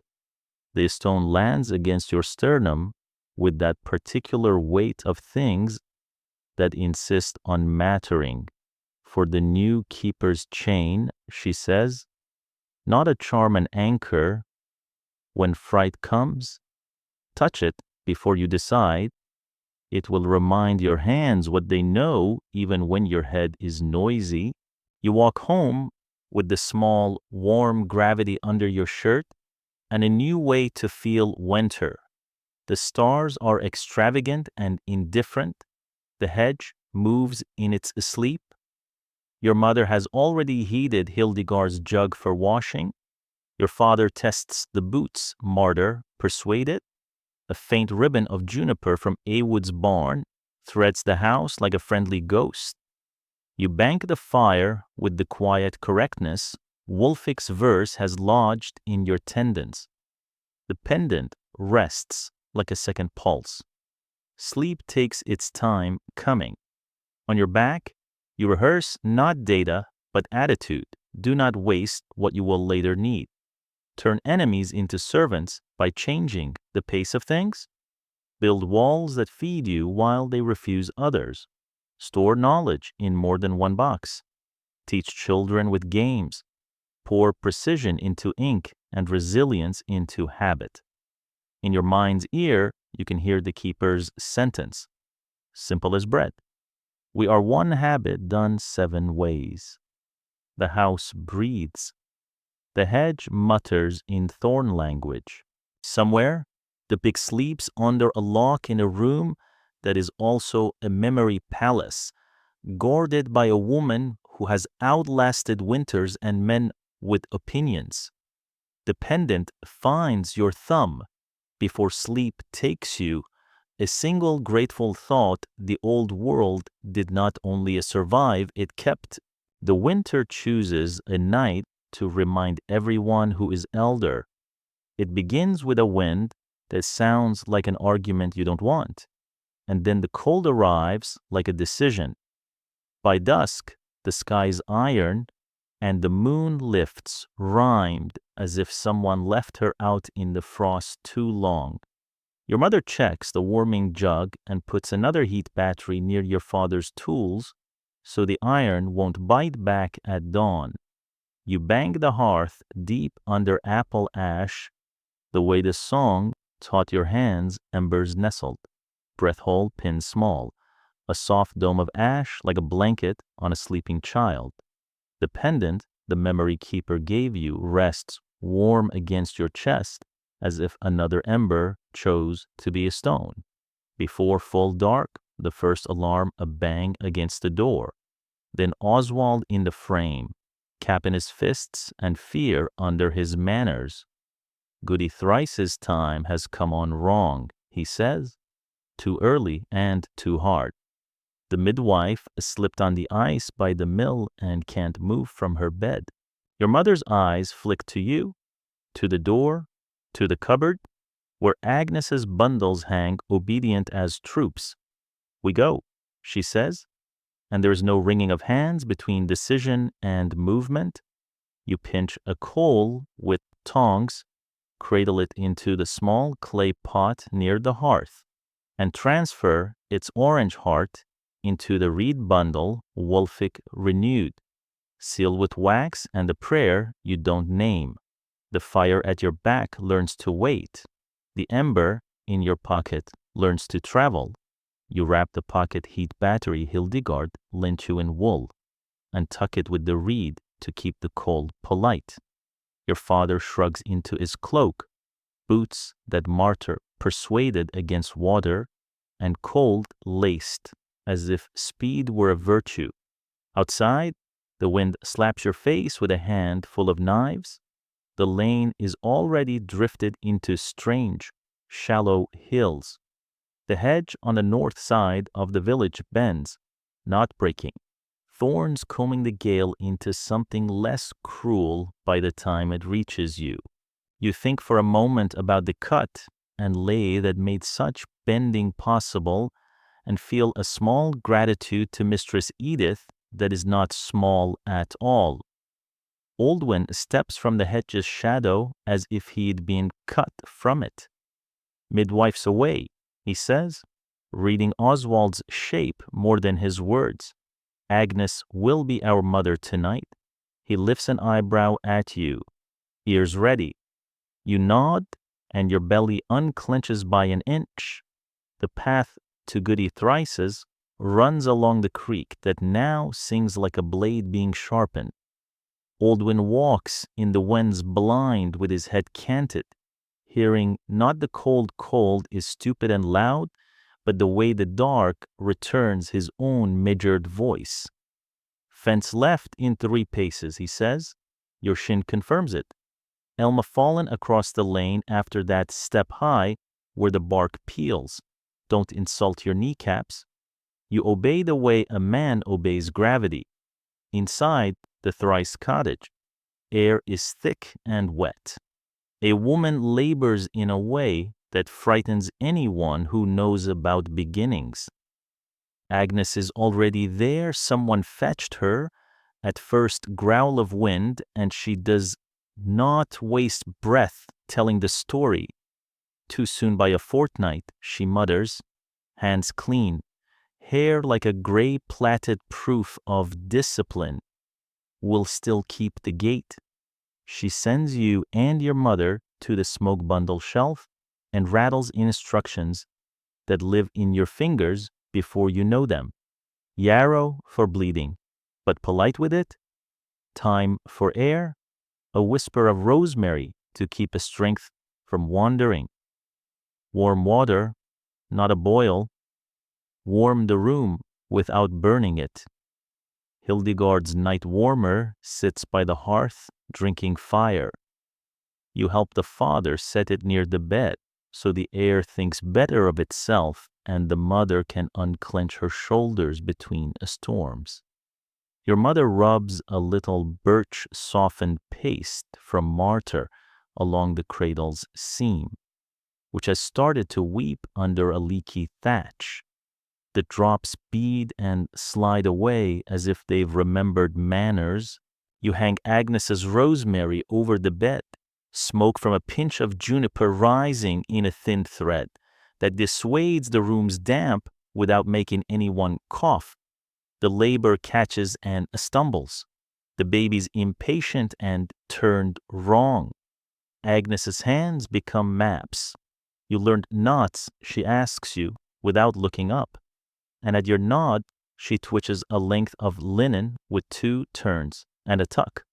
The knot you tied yesterday in practice now tells your hands what to do steady. Steady. Then pull when I say. When Agnes says, you and the father pull with respectful stubbornness. The small, furious life arrives hollering at the world's poor hospitality. A red moment, then the right color. You've never loved noise like you love this noise. Your mother weeps and laughs at once, which women can do without either being false. Agnes ties off with calm fineness. Yarrow, in its smoked good behavior, becomes a quiet friend. Willow, made modest by alder, takes the mother's pain down from a scream to a complaint. The room warms in the honest way of rooms where work has succeeded. Outside, the wind keeps its feud with the hedge. Inside, a child fuels a lamp with breath. You pass the ember to a new rushlight and then reseal the reed. The little pot, with its coal, nestles back into its bed of ash by the hearth. Promised a morning, the system has done what systems are, for an ember has made a light, has kept a room sane, has helped a woman not die. Then the second alarm. A boy from the east edge arrives with white lashes and a stiff walk. The sheep house roof, he says. Snow broke it. Ewes close to lambing, wind in their bellies and fear in their ears. Oldwin is already at the door again. Some men much prefer moving to thinking, and Oswald follows him with a hammer. You go because the village has made a habit of sending you to trouble now. The hedge port on the east side is a length of the living wall only villagers understand. Even in the raging dark, the reed flag tucked into the pleacher shows dark against darker. You pull the right woven brace and a door appears in green where there was no door. You slide through the passage as wolves nose the wind on the far side and leave knots at elbow height, so your hands can find escape even if your eyes resign. At the sheep house, the roof has sagged in the center and pulled free where the ice made a lever of it. Snow pushes in like a guest without morals. The ewes crowd the far corner, and their breath makes clouds that freeze on their own faces. Mistress Edith is there before you, of course she is. And she has a plan that is less a plan than a list. The whole village already knows shovel off the drift so the roof can remember itself. Prop with stakes of hazel cut months ago for exactly this sentence. Throw old pleachers across the breach until snow loses the argument. Hang cloths waterproofed by martyr to turn wind into manners. Set heat batteries along the wall at knee height to make the air in the sheep's world not lie completely. You work until your wrists shake with effort, then you work until they stop complaining. Your ears listen for panic but hear only animals remembering they are animals and men remembering they are needed. A boy too young to be useful becomes useful ferrying hot water in Hildegard's warming jugs from a loned hearth 2 doors down. He does not spill. Agnes appears as if cloned, mostly to teach a wet lamb how to find its mother in weather by painting the dam's ascent on the lamb's nose. The lamb sneezes and then remembers why it came. When the sag stops sagging, the props become more opinionated holding, not merely suggesting, and the cloths dimple with pride under beads of water that choose not to soak. Snow counts its losses and drifts elsewhere to ruin the night. The ewes lower themselves with relief that is not gratitude. Animals are honest, and the room's air lifts half a tone. Edith claps a bare hand on your shoulder and does not smile. "You'll do," she says, which is an entire adoption in her language. Then the third cry, the far fields grain stores. Mice have been heard at a neighbor's, and the cold drives hunger into everything with teeth. The village moves like a body. A wood meets you with a bucket. Juniper ash, she says. The mice detest it as much as moths do, and smoke the sacks, but not cruelly teach the pests to gossip elsewhere. You hang the sacks at the smoke barn's lowest rack where the breath is gentle. The mice will be read the house rules, then escorted to a boundary by smell alone. You run a hand along the linen seams Martyr taught you to test. They hold. The larders hold. The future holds. By the time the worst of the wind wheezes itself into morning, you have walked every sentence you were taught this winter. You have carried a traveling ember into a home and back again. You have moved through a door in a hedge that is also a book. You have watched smoked plants make the difference between a portable hell and a survivable night. You have tuned cloth against weather and tuned air against panic. You have listened your way around corners and walked by echo when sight insulted you. You have held a lamb between two worlds and watched it choose ours. Dawn doesn't so much break as soften. The sky stops being iron and tries pewter. The wind drops from fury to scold. Your father's boots have earned their keep. Your face feels older without looking old. Wolfig meets you at the barn door with an expression that combines pride and the terrible economy of men who know you will be asked again. He says nothing first. Then now you understand why we spread knowledge into more than one basket. You touch the pendant. It is warm from your skin and from what it holds. The village looks tired the way a well-used tool looks tired. Honest edges nicked. A straight back. Women sleep mid-morning in chairs for once. Men sit their weight by the door without reason to stand for a whole minute. Children run errands that matter and err in ways that can be mended. The hedge stands with a snow the color of old milk lipped along its base, bleachers creaking with a satisfaction you can hear if you put your ear to the wood. You bring the reed bundle home and tease the ember back under its ash blanket. With relief, you don't bother hiding. Your mother presses your cheek with a hand that smells of rosemary and smoke. Your brother, who did less than you but not nothing, spills out a story of how he and the boy with the warming jugs kept a path tamped between doors so water could run with its own legs. You drink and do not taste the ale, because tiredness tastes like everything at once. When sleep finally takes you, it takes you the way a good wall takes a wind firmly and without theater.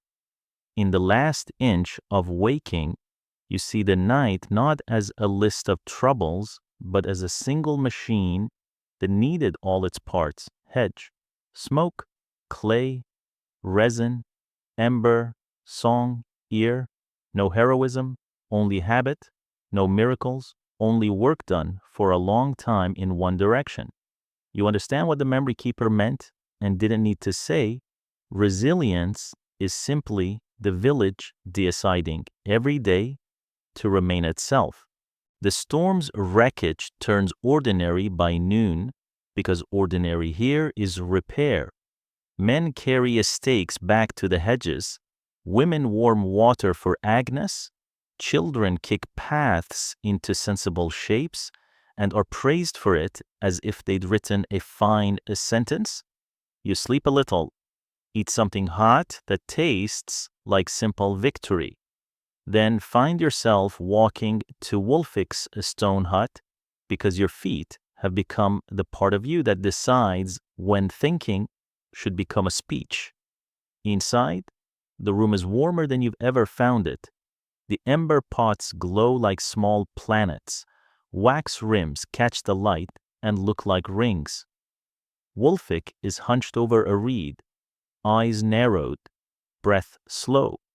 He does not look up when you enter. You brought the ember back polite, he says, finally. Good. He taps the end of the reed with a bit of bone. That makes you family. You help him check the pot's lift. Listen, judge counting days by the notches your thumbnail makes in clay. 62 for the old champion in the corner. 37 for a traveler's bundle waiting for window weather. What you saw last night, he begins, wasn't heroics. You finish, surprising yourself. It was habits. He smiles with the left half of his mouth. You're learning my trick of letting other people make my point for me. He gestures to a low shelf. Bring the carved coal. The token you wore at the remembering sits where you left it. Wood, warmed by the hut's nearness to fire. He threads a new cord through it, your cord, braided with a thin red thread, and knots it in a way that would look simple if you hadn't just spent a winter learning nothing. Here is simple. You'll carry the fire song now, not just know it. He slips the cord over your head and it finds the pendant the memory keeper gave you. Small weight meeting, small weight like two hands shaking.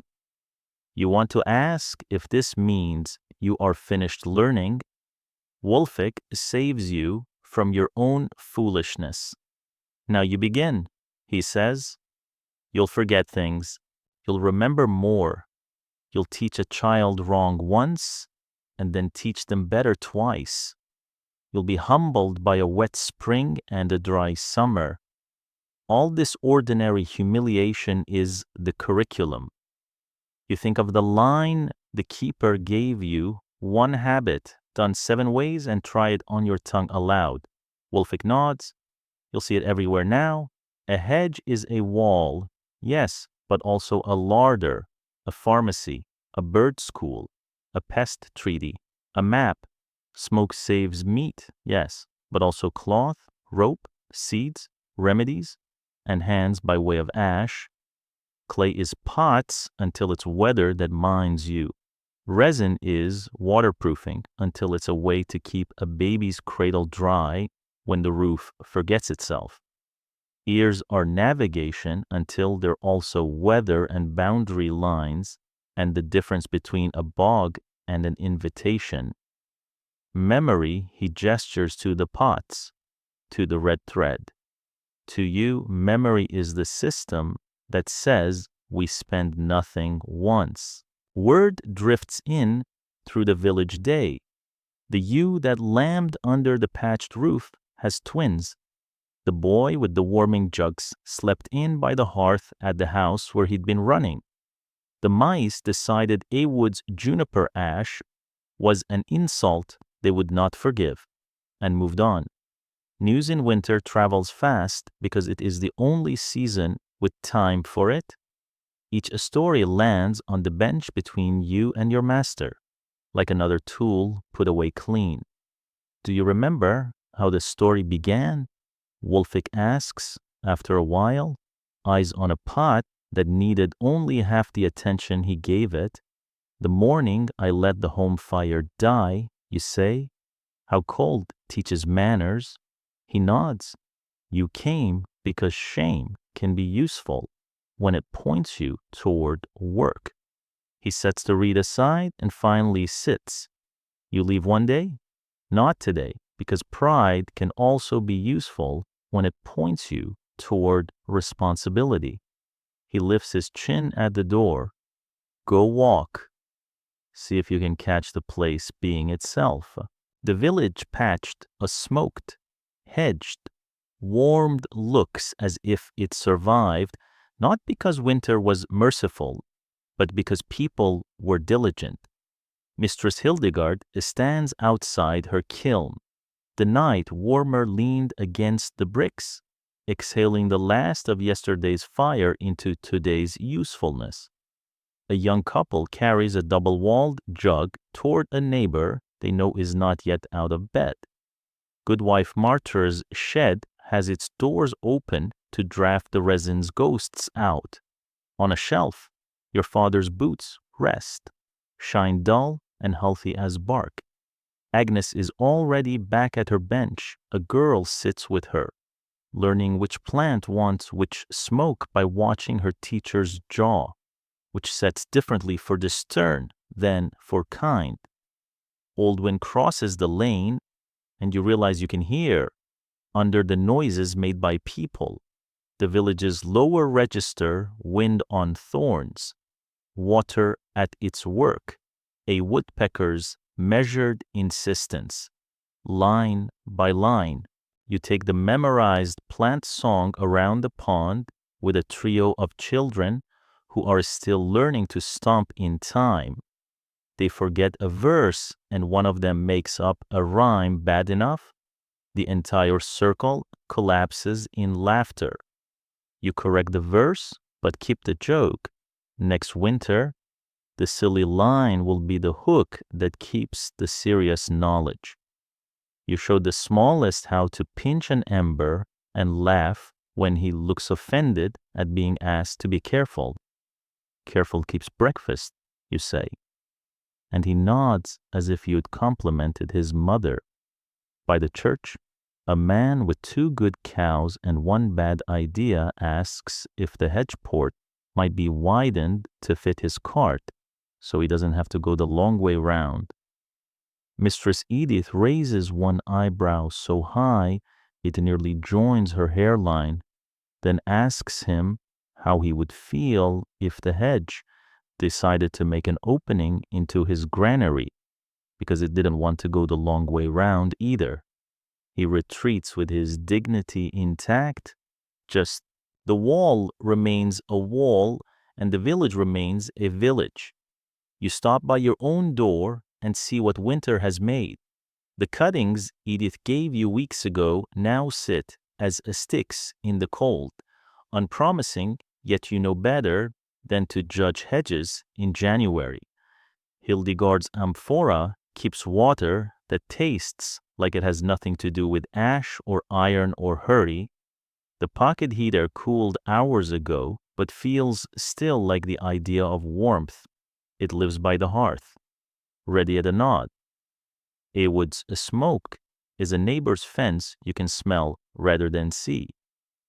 Agnes's bundles send their quiet saints down from the rafters willow with its temper trimmed. Rosemary with its solemn cheer. Yarrow folded like a secret you have permission to tell. Resins wait in a closed clay pot like patient counsel. The book sleeps under lock at the keeper's. The song walks everywhere, unafraid. You sit on the threshold and let the past month unspool. If tomorrow were to bring silence from the grid and empty shelves in markets and a long line of small failures that add up to a big one, what would you do? The answer does not involve heroics.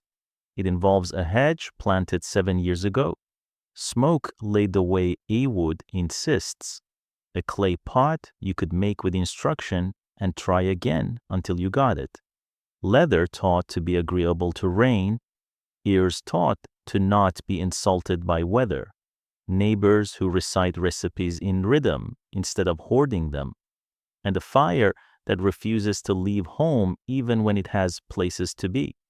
You stand when Wolfick's shadow falls like a sundial mark across the yard. Will be called foolish for preferring old answers, he says, without preface, as if continuing a conversation you had in your sleep. That's fine. We don't prefer them because they're old. We prefer them because they survive their own telling. He hands you a reed. It is not ceremonial, which makes it more so. Deliver to the shepherds, he says. The high pasture will bite at dusk. You take the reed and tuck it next to the pendant and the carved coal at your breast. Your hands know their choreography before your feet move. You go. The path north is honest about being uphill. The hedge in that direction throws it a shadow long, and in it you meet the same hawk your brother told you about weeks ago.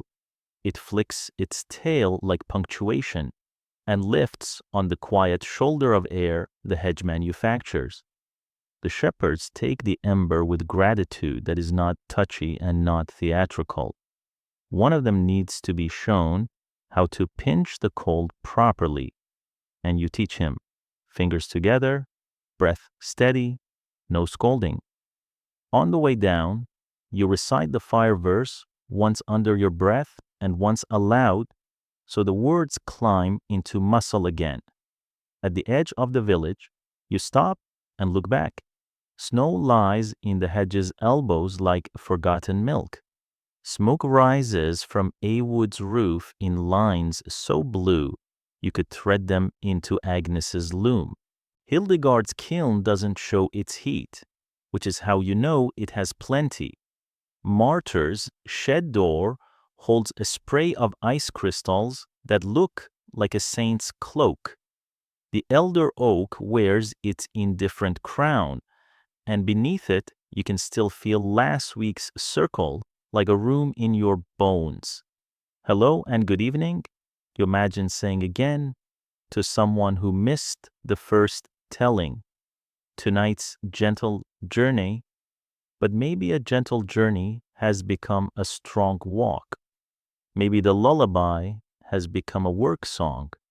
Maybe the past stopped being past and became a neighbor with calluses. You go home by the long way on purpose so you can pass all 7 systems and count them like blessings.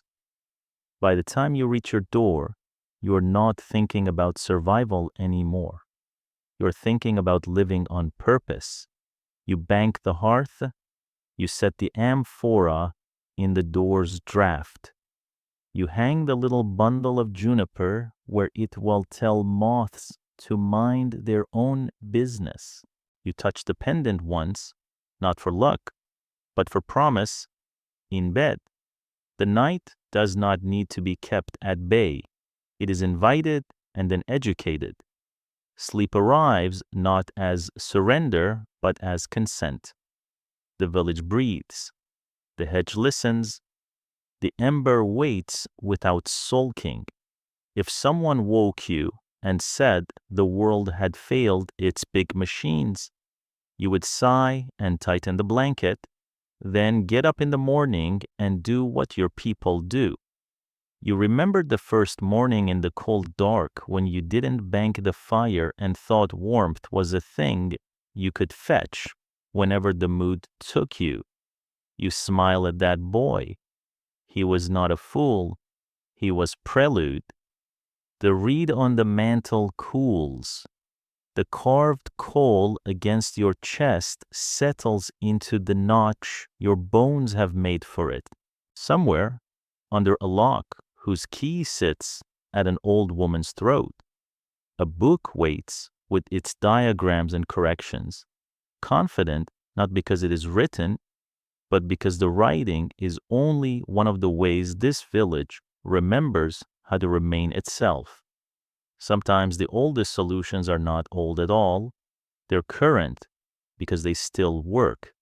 They are not museum pieces, they are tools, and the hand that uses them knows the difference between nostalgia and wisdom. One stares backward, the other builds forward with whatever lasts.